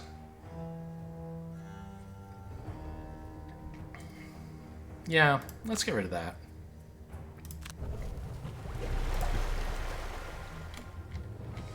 Round 8. Man, it never feels like it takes that long to clear a room, but it really does. So, it's just Vermlings and Bears in this mission, right? There's nothing else going on? I mean, Cragheart, I think, is playing a Dirt Tornado, right?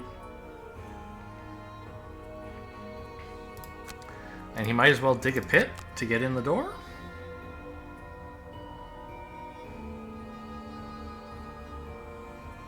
I forgot about that tech already.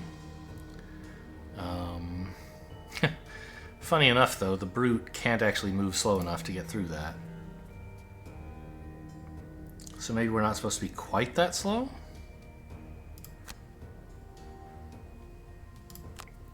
Like, instead of Dirt Tornado, is there anything else useful I could do? Maybe I could Earthen Clod. Feels kind of bad, though. Oh, you know, I could Stone Pummel, actually, right? Presuming that a move 2 from the door gets me adjacent to something. It's like, covers pretty much the whole room. And with the... the earth isn't going to waste, because I have, the blade, right? So this is like an attack 5 with muddle on potentially multiple enemies. Well, a 3 and a muddle on multiple enemies and a 5 and a muddle on one of them. And that lets the Brute get in there slowly. We probably like Trample as the attack and Fatal Advance as the move, I guess? Tinkerer...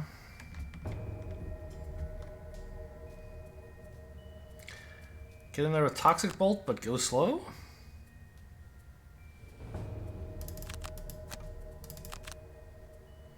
I guess so.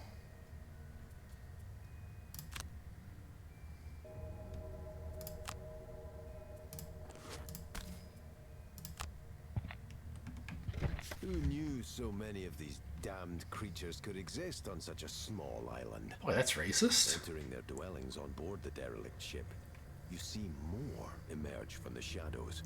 Along with them, however, you see the glinting of gold. This tribe has indeed amassed a great wealth in this ship. Yeah, grab and go. Looking pretty sick this game, huh? Kind of regretting leaving the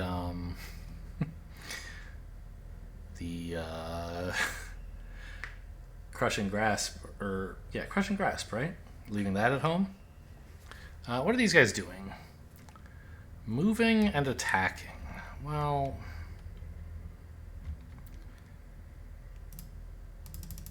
I should be allowed to not use the boots here, I think. Because it's... I get in a pretty big attack if I just march in here. But if I don't do that, none of them get to attack at all. And I'm missing out on like 6 damage if I stay here. While they're missing out on, I believe all of them could attack if I like went into the room. Not quite, I guess.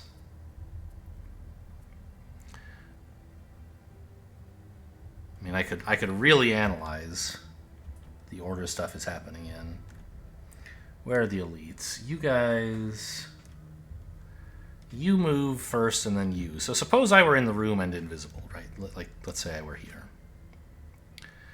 You would come out and stab the Brute. You would fail to do anything.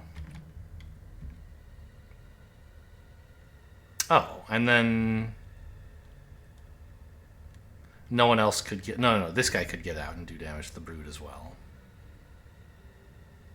So you could go 1, 2, or something like that. So it would be 7 damage that they would do, but I get to advance further, collect some of the gold, and do 6 additional damage to them. I guess it's worth it.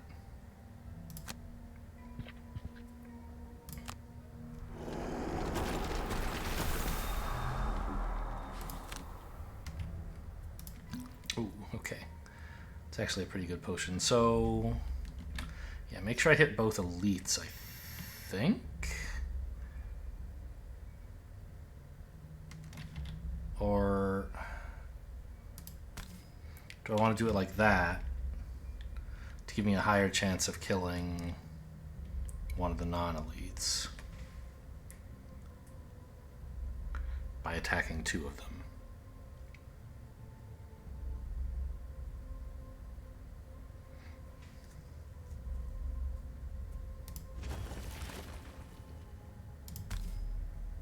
How do I... Select a single target to use the item on. Yes, I have done so. Okay. I mean, this seems good. I'm going to have some +1s in here somewhere, right?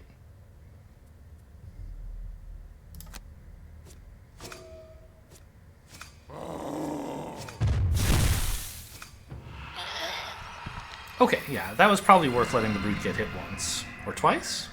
Twice.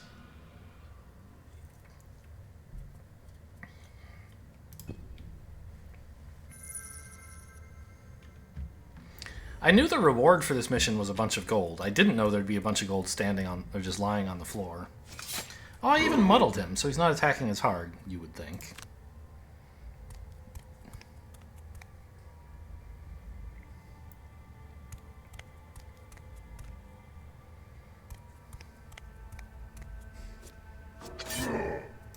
Okay, well, we've suddenly gone from like, oh, we don't seem to need any healing, to, that's quite a lot of damage you got there.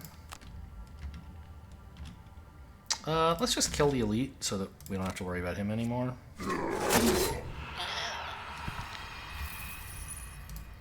And I'm gonna get out of this fight, I think.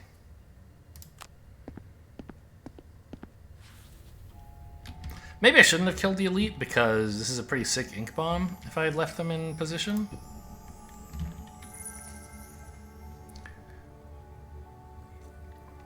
But it's still like a good dirt tornado, so I'm not too bothered. Oh, I actually played the ink bomb. Oh, wow. I didn't even realize that. I was thinking, like, for next turn. Ink bomb is available to me right now. If I had left this guy alive, I could, like, move here and ink bomb all of them. That would have been better, but now that I know the outcome of the die roll, I don't think I should be allowed to make that change. Sorry, the card draw, not the die roll. Let's get this guy, I guess. Do I want to use the goggles? Not really. Do I? Might be my last chance to use goggles this round. No, because I can like stun shot somebody.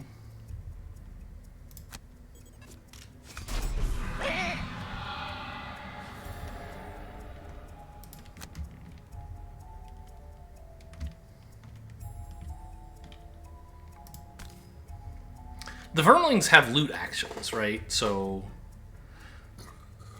all this gold could disappear any second. I'm gonna like be a little... Am I gonna be that bold and go stand next to 3 enemies with the Tinkerer whose battle goal is to not take damage? That seems like a bit much. I think I'm gonna go... hang on. What if I went and grabbed this gold? It's only adjacent to 2 enemies. Seems nice. And you really don't have any looting available, right? I can't stamina potion back a burned card.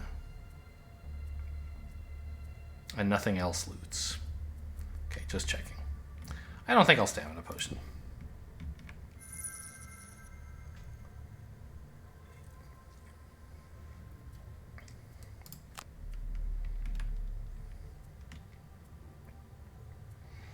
What am I doing about my move? I mean, just Restorative Mist to heal the Cragheart, I guess?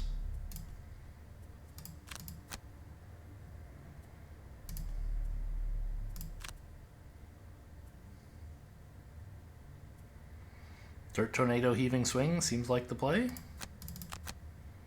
Hope they don't move before he gets the big attack in, but they probably will. Oh, they're not moving at all. Well, that's nice. Maybe I'll skip the Heaving Swing then. Although, I don't know. This guy, we should be able to kill this guy, right? So let's come up here. Could have gone here, I guess, and healed the Brood as well, but gotta get that gold.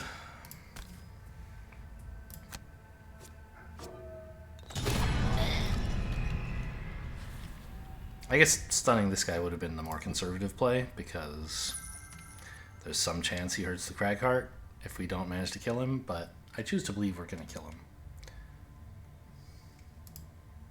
Actually, he won't attack the Cragheart, because the Brute is going to be first in initiative order. I don't want him to do that either, of course.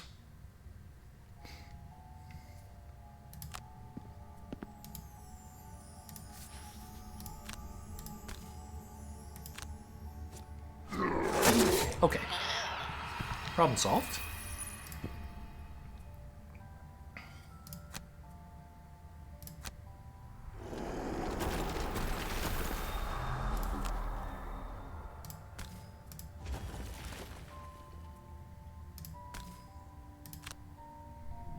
The muddle is going to waste, sadly, but these are big attacks. This guy's now dead, because he's going to get... The wound's going to kill him before he gets to act ever again.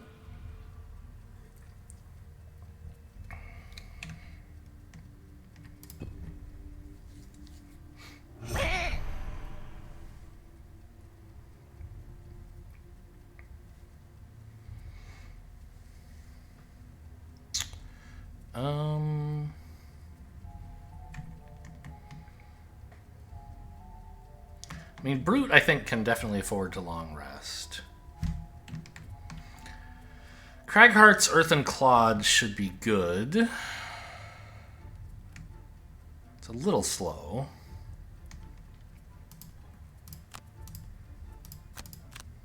But hopefully we get to kill this guy before he does something meaningful.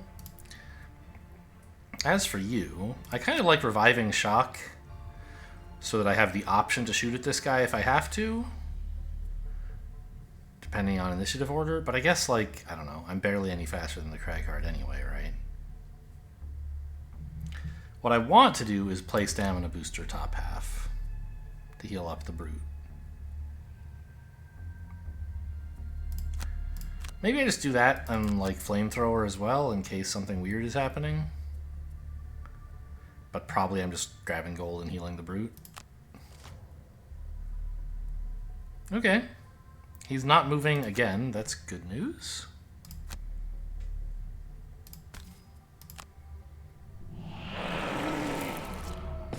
And we got it. Damage 1. That's all I needed.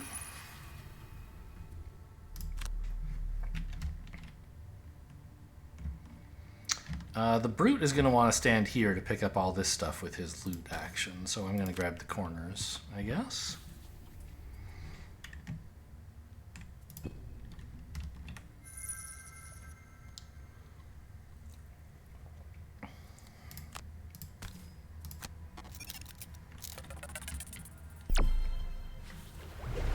Well, it's nice that they never drew any loots. They used those all up on turns 1 and 2 when they were out here, happily.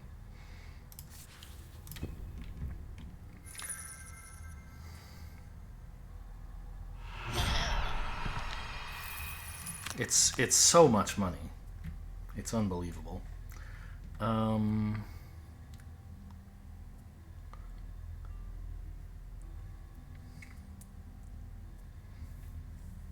Are there going to be any bears inside? These look like inside, right? Maybe Fatal Advance is not good anymore. It's okay on the Vermling Shamans, but it's also a move 4. Maybe I'm done with Eye for an Eye, actually. Let's say we're done with Eye for an Eye.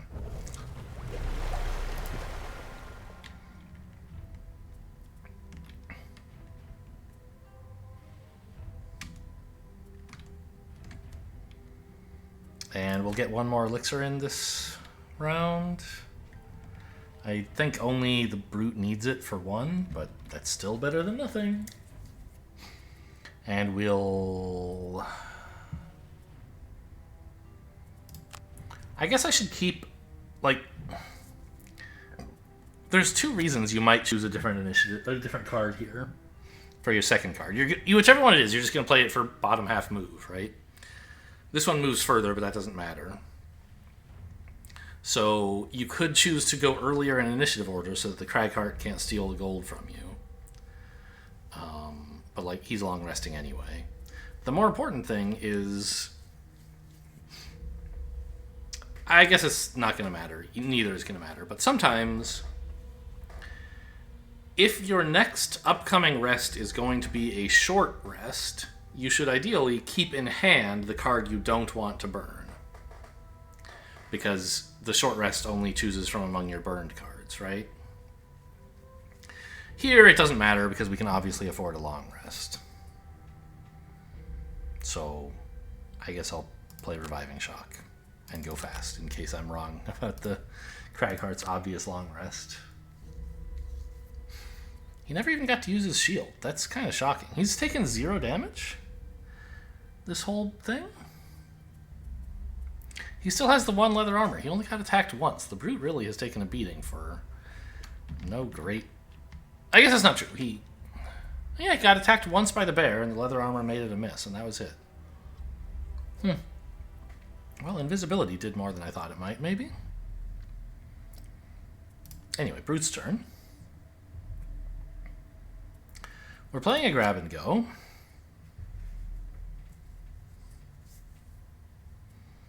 What card do I want to, like, not use anytime soon? Maybe Sweeping Blow?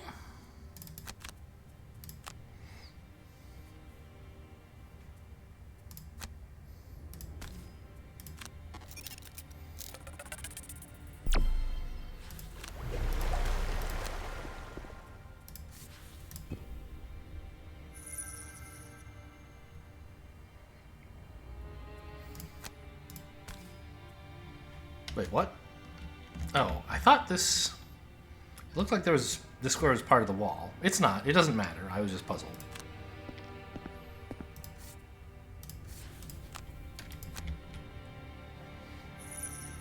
$18 gold. That's unbelievable. I've never picked up that much gold in a single turn.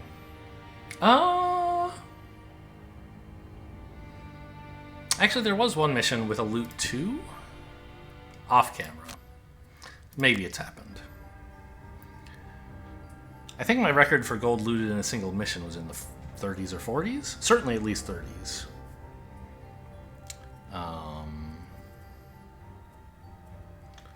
What are we getting rid of here?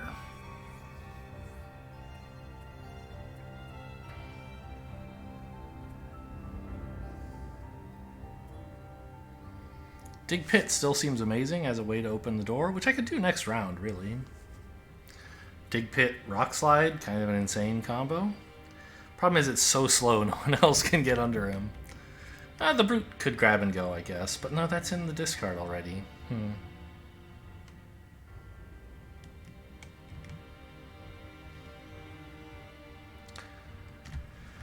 Dig Pit. And...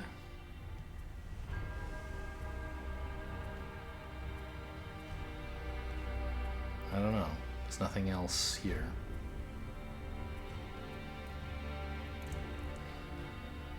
Forceful Storm you don't need on the turn you're digging a pit.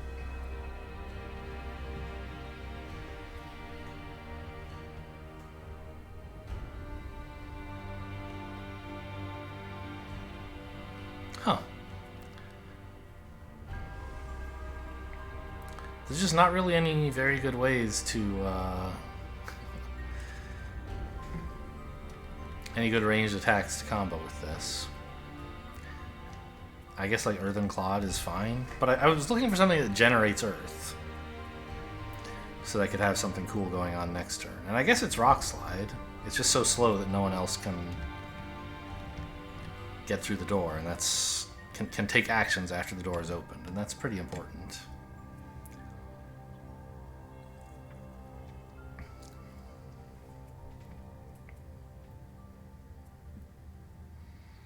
So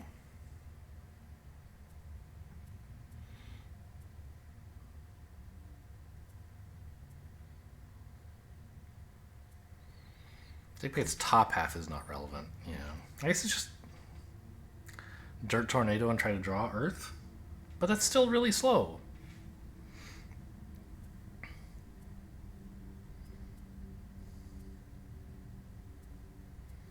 Dig Pit, Forceful Storm, kind of wasted, right? Earthen Clod, it sucks.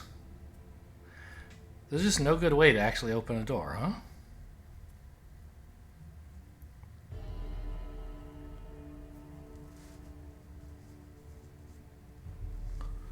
I mean,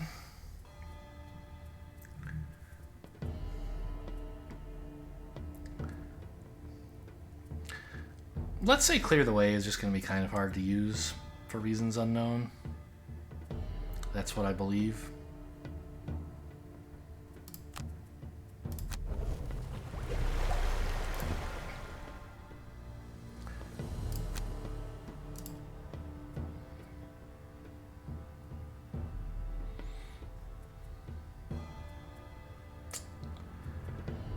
It's sort of hard to get in there.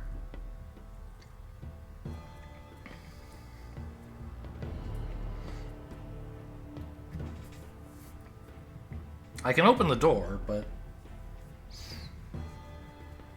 then I'm not using the dig pit trick. Maybe I just have to live with that. Have the brute march in there and open the door. Problem is he can't even really, like, attack when he does that.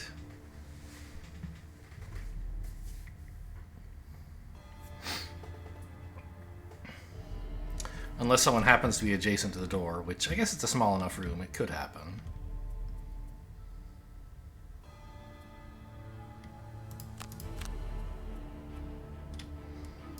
Let's try that. I don't know. Opening the door is so bad right now. I guess he just has to wait another turn.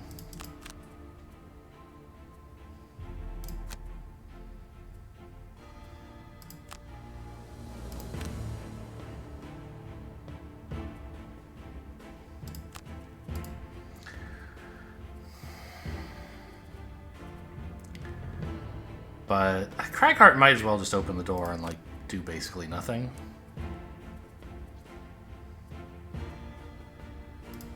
I mean, not do nothing, but, like, don't let the other players do anything, sadly.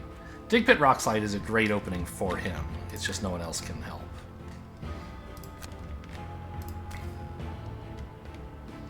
I hope we don't have too much in the way of ranged attacks coming in at us.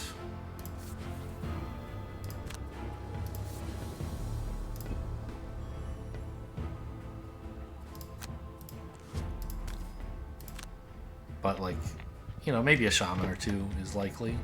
Yeah. Oh, this is the worst. They have ranged attacks with poison. But, I mean, they're small attacks, right? So... Not poison. With target. Extra targets. The shamans have big-ish attacks. Which is all going to the brute. Course. Oh, there's so much gold I can't make stuff. Ah, no, it just doesn't light them up. You're actually... Okay, so this is... We talked about it in a previous episode. This is a bug in digital. You shouldn't be allowed to target squares with gold on them. But, you know what? If they're going to let me do it, I'll do it.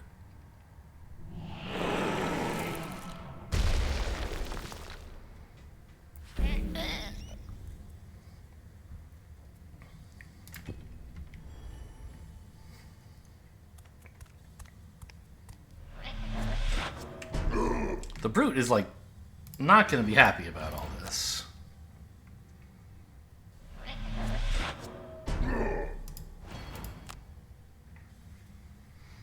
But most of the damage, I think, was from the shamans, right? Or no, they... Yeah, they have bigger attacks, and we braved... Braved? You braved the storm, right? We sort of... We weathered that, I guess? No, you weather the storm. Do you brave the storm? Is that a thing that exists? Let me look that up. Brave the... Storm? Is that a thing? It's a song. Idiom? To deal with a difficult situation without being harmed or damaged too much. Ah, ride out the storm. That's a better one, yes. I see. I think brave the storm... Yeah, this was... Google summarized the entry for me of looking up what ride out the storm means when I searched for brave the storm. I see. Okay, anyway, let's take some more damage.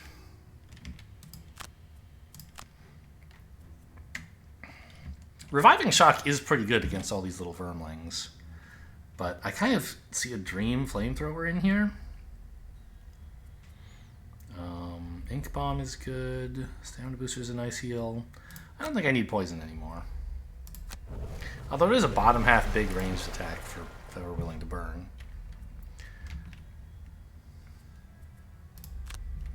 Ooh, I didn't fail my battle goal, right? Yeah. What is my max? It's 12, so I can't afford to be any lower than 6. Okay. I mean, Flamethrower here looks sick. It's the best Flamethrower ever gets.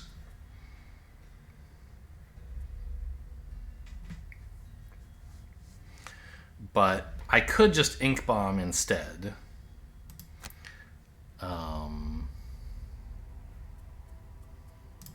To avoid risking a bunch of damage in my battle goal. I don't think we're in serious danger of failing the scenario, and so I don't really need to risk my combat goal for a nice attack.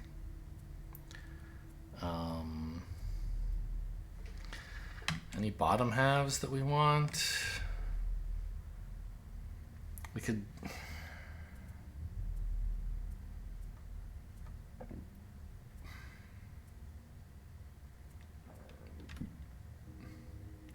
You give the Brute back some cards, I guess? Maybe? But he's probably going to want to move in too fast anyway.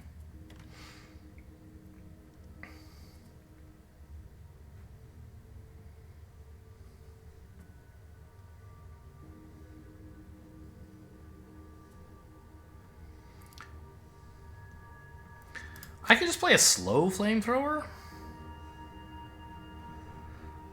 And it should still hit... No, it probably won't do anything if I play it slow.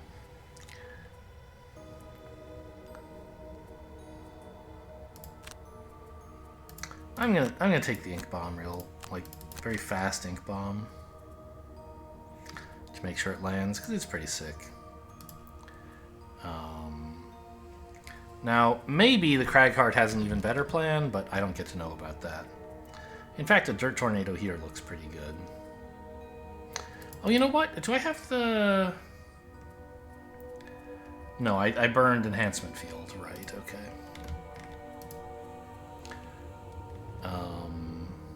Ooh.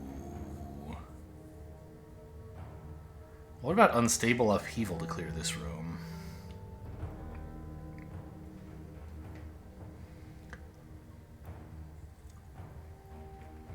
Could hit everything. But I mean, Dirt Tornado also hits all of these guys already. And,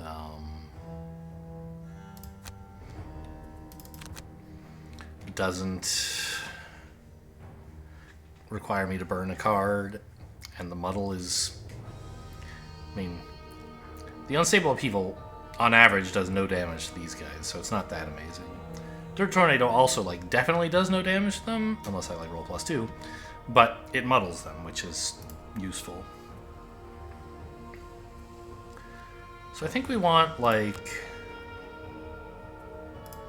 Provoking Roar, Trample. I don't really know which one I want to use for the attack. It depends on what they end up drawing. But I want to move quickly so I can decide then. Oof, not quickly enough. Wow. That's rude. I wish the Cragheart weren't invisible.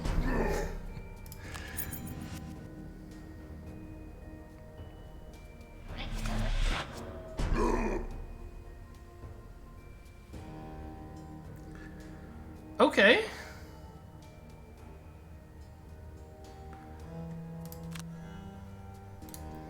I mean, this sucks.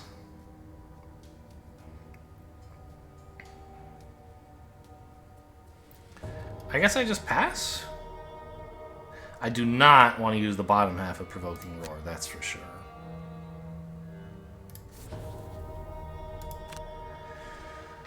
And I don't think I want to get closer, right?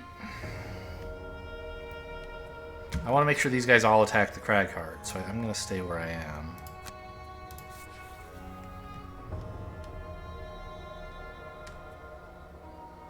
Could pick a card back up. What would it be? I don't know. Nothing really. Balanced measure, maybe.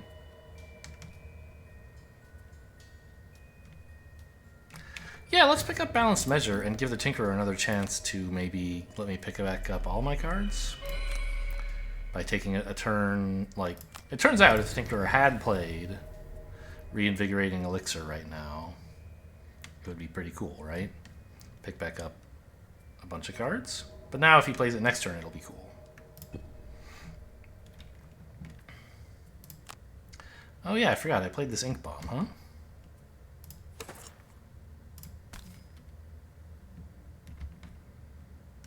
Seems good.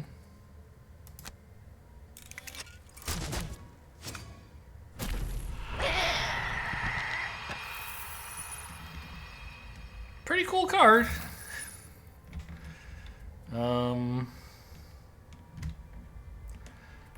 I can afford to move in there, I think. Let's maybe grab the 6 gold. This guy will attack me and he'll have disadvantage, which is sort of nice. I don't want him to attack me, but I'm fine with the disadvantaged attack, I think. I mean, I guess he might also be dead.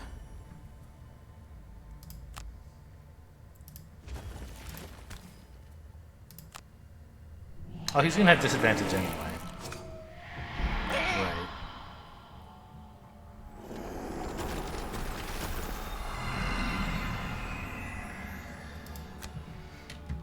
Well, let's move in here, grab some gold, do some more damage.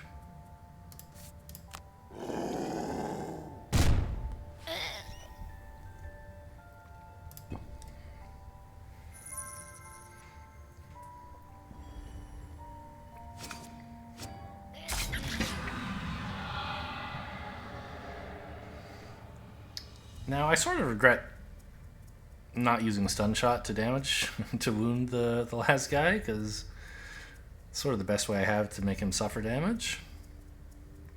Do I have anything else? Flamethrower, I guess. Well, that's pretty good. Yeah. I like Flamethrower and just Restorative Mist to go fast, and then like all of our problems are probably solved.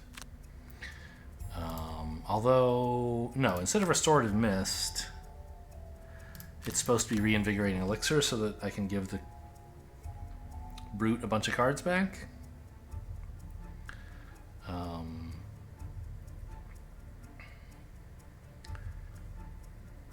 Means the Tinkerer is going to be way short on cards, but that's okay. The Brute and the Crag Heart can clear the last room once they're done being healed up, basically. And this is a good Flamethrower.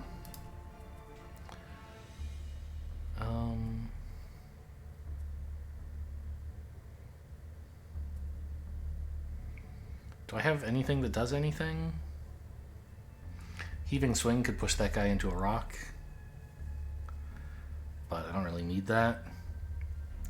Forceful Storm would give me some XP. Don't really know that I need that either, but I guess it's fine. Makes sure that they don't get to act before me. Oh, and that way maybe the Tinkerer doesn't need to use the Flamethrower. Ah, yes. And I should move slowly to give the Brute time to get up to me for the Reinvigorating Elixir. I'm not sure what the Flamethrower is for in this case, but I guess I don't know that the Cragheart plans to kill these guys. Actually, he kind of doesn't. This does not do enough damage to be meaningful to the to this guy. Maybe that's a bad play.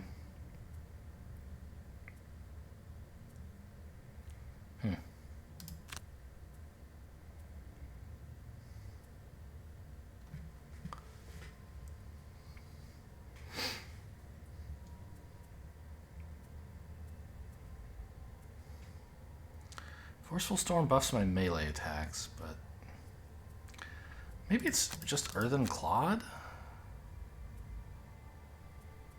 And like Stone Pummel or something? Earthen Claw doesn't have the range. Oh, it does. Range 3. Okay, cool. So I can get to the brood with that.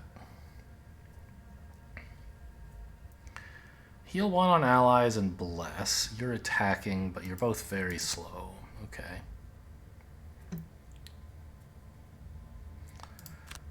So I think we just go for this.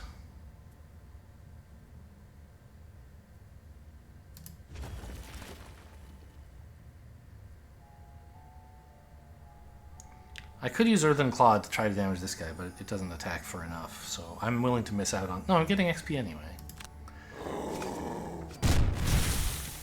Very funny.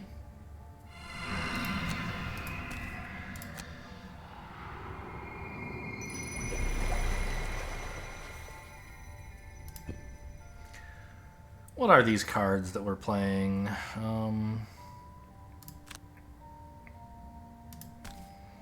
I think just punch this guy.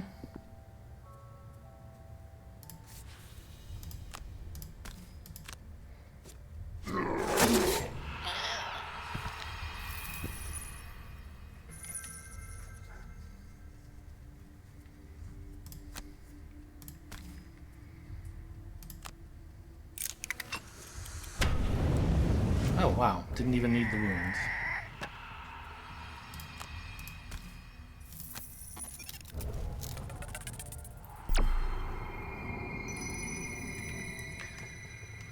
Yeah, running a little dry. That's okay.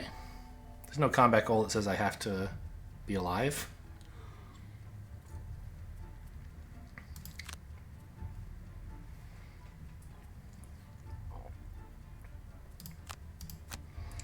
Stamina booster is the bigger heal. Do I need both heals? I could Reviving Shock burn that as well.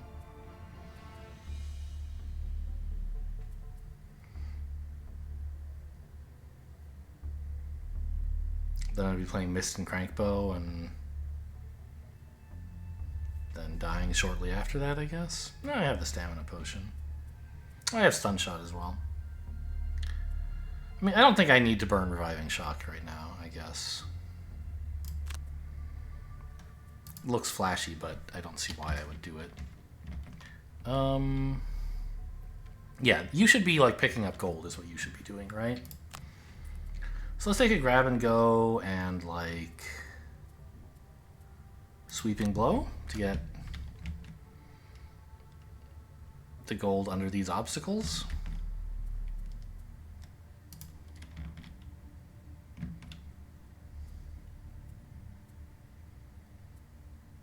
Doesn't really matter what you play. Well, no, we should... We're planning a long rest anyway, right? So I don't think it does matter what we play.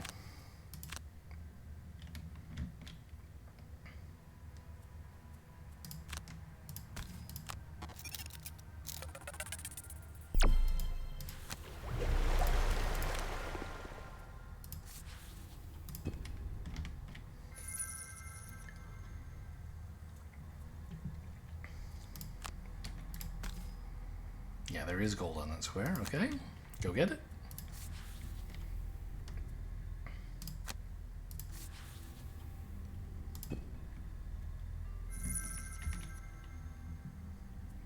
I've never been given the chance to be so greedy. Oh. So much gold here.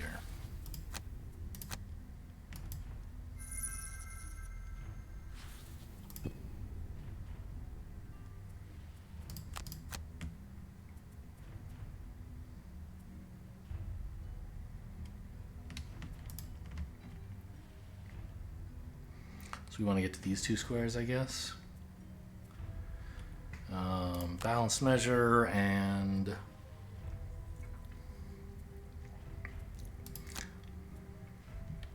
provoking roar.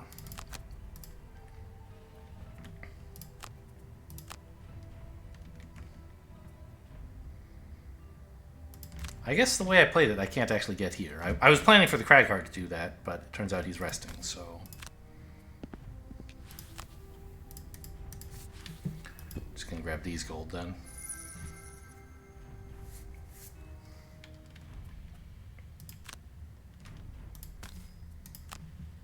Oh, whoops. Missed out on a heal. Played the bottom half of the wrong card.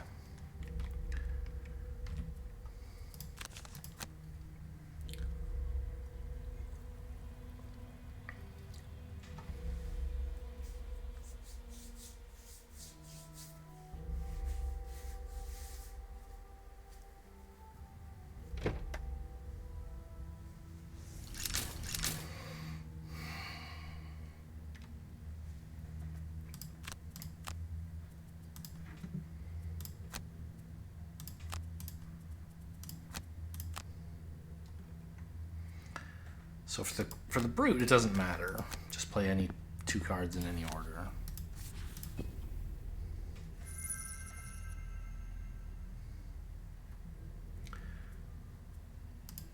Don't make the same mistake again, by my goodness.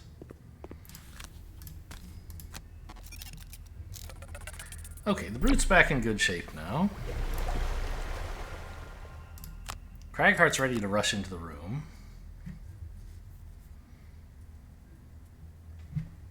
Probably could get rid of Heaving Swing.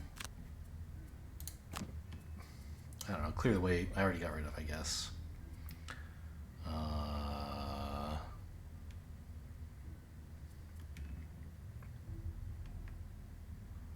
I'm less impressed with Dig Pit based on how slow it is. I didn't appreciate how useful the fact that Scurry and Into the Night were fast cards was for the Mind Thief. You can play something fast with Dig Pit, but the cards I want to play are also slow. So I have to like Dig Pit. Dig Pit Stone Pummel is fine, I guess. Let's get rid of the Clod.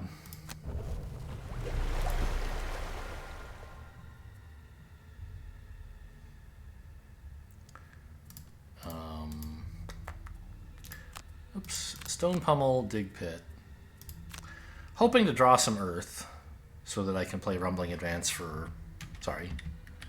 Unstable Upheaval for a ton of damage. But I don't think I really need it anyway.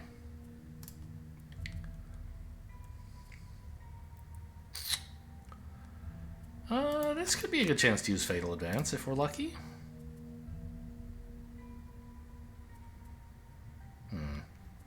You guys aren't really getting much help out of the Tinkerer, huh? I guess we might as well long rest the poison away.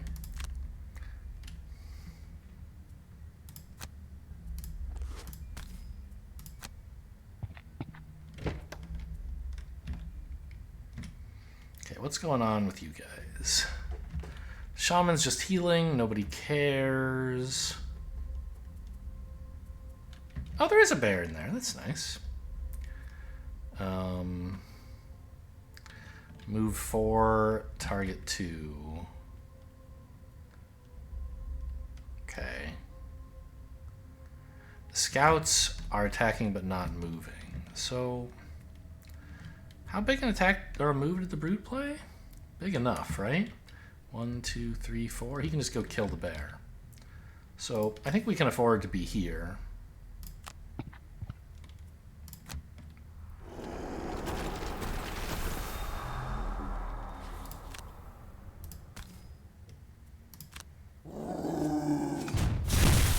Didn't draw any Earth. Oh well.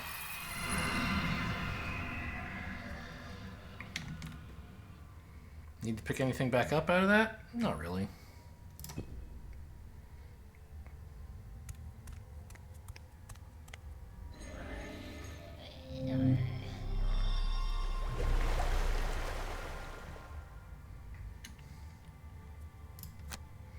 Already the plus move sticker is getting good work.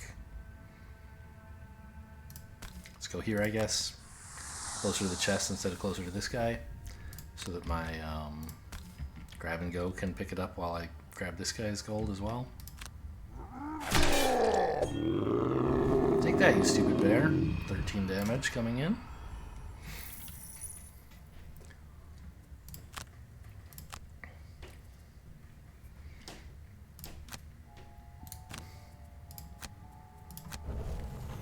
Let's just get rid of a non-damage card. Play a quick little stun shot, and I don't know.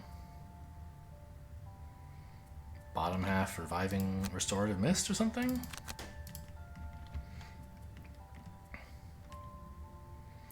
I could long rest. I also could short rest, but I feel like short rest must actually be correct.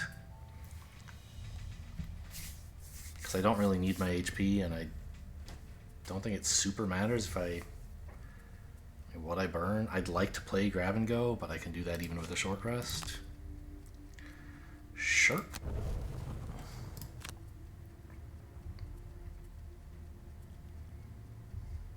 There's no traps around here, are there?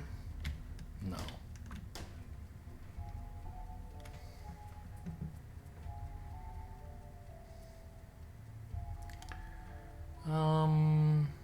I could move slower than Cragheart, and maybe this guy would come up adjacent to me and I could attack him. But no, I'm playing grab and go, so it doesn't help. Let's just move slowly then.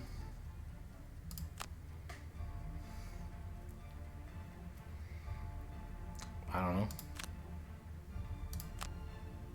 I don't think I'm gonna need sweeping blow. Cragheart, you get your unstable upheaval. Good for you. I think that's what I want.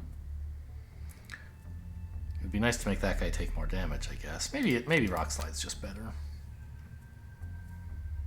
It can't hurt you without also hurting the Brute, but I think that's fine. And it puts a rock behind this guy so I can push him into it if I have to. For more damage. And I'll play Rumbling Advance to just make them suffer some damage.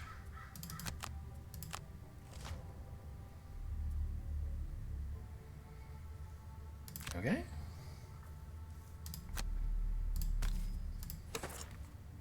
Well, wait a minute. This can't possibly do any damage even with the goggles, right? So it seems kind of stupid. You don't have any +3s, no. Okay, I guess with +1 and then +2. No, it's not +1 rolling. It's just +1. Yeah, okay. There's no way this could possibly do damage. So the goggles are kind of wasted.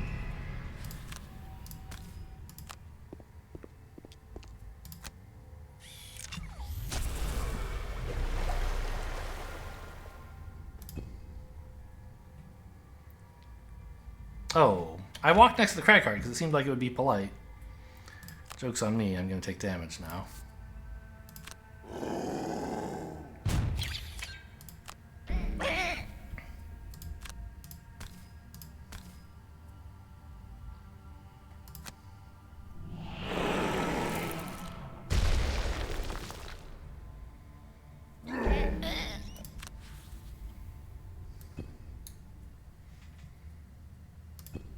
I guess this guy's dead now, right? Because he's wounded and stunned.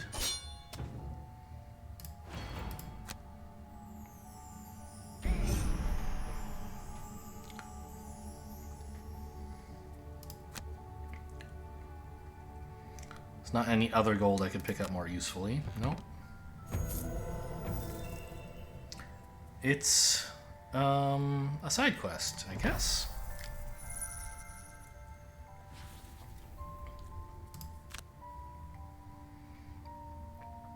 There's no other gold I can pick up. I don't see this push helping, but I might as well get adjacent to the enemy.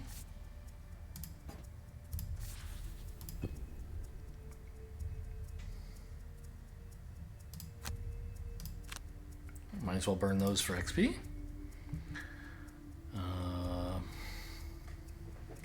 I can afford up to 2 more XP, right?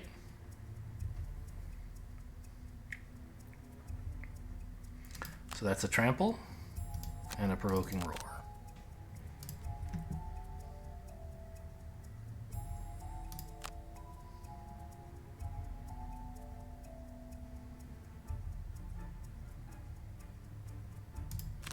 Okay, upheaval bottom half, I guess, for XP. Dirt tornado top half.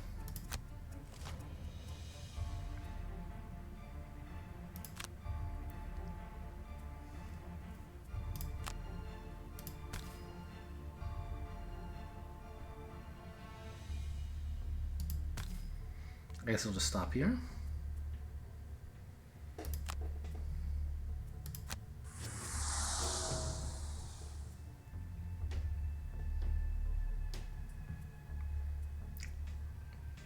Oh, I'm allowed to move again if I want. That seems weird. Surely it doesn't attack him again. No.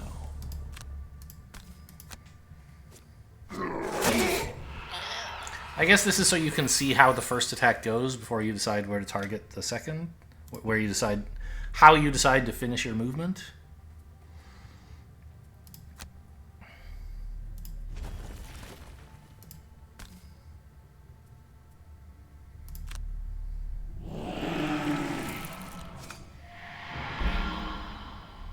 Okay, 0 damage, but that's fine.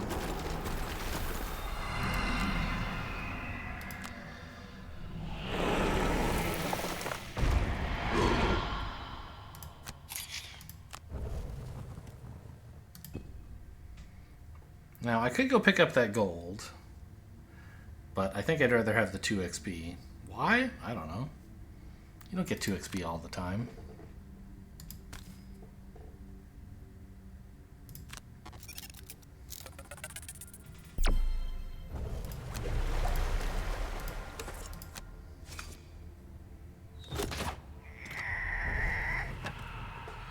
Okay, a very successful mission. Scenario.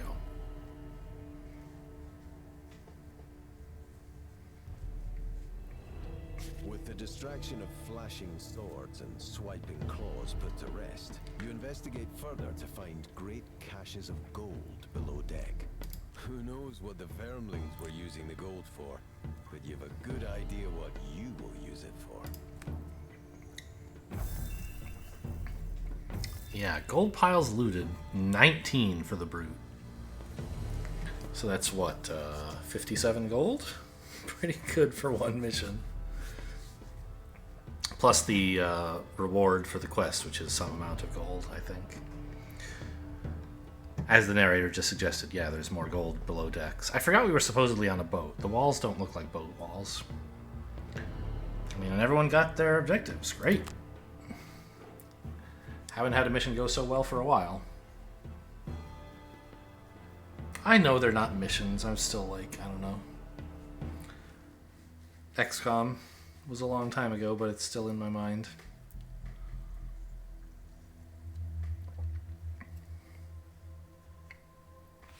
They're really just two different words for the same thing.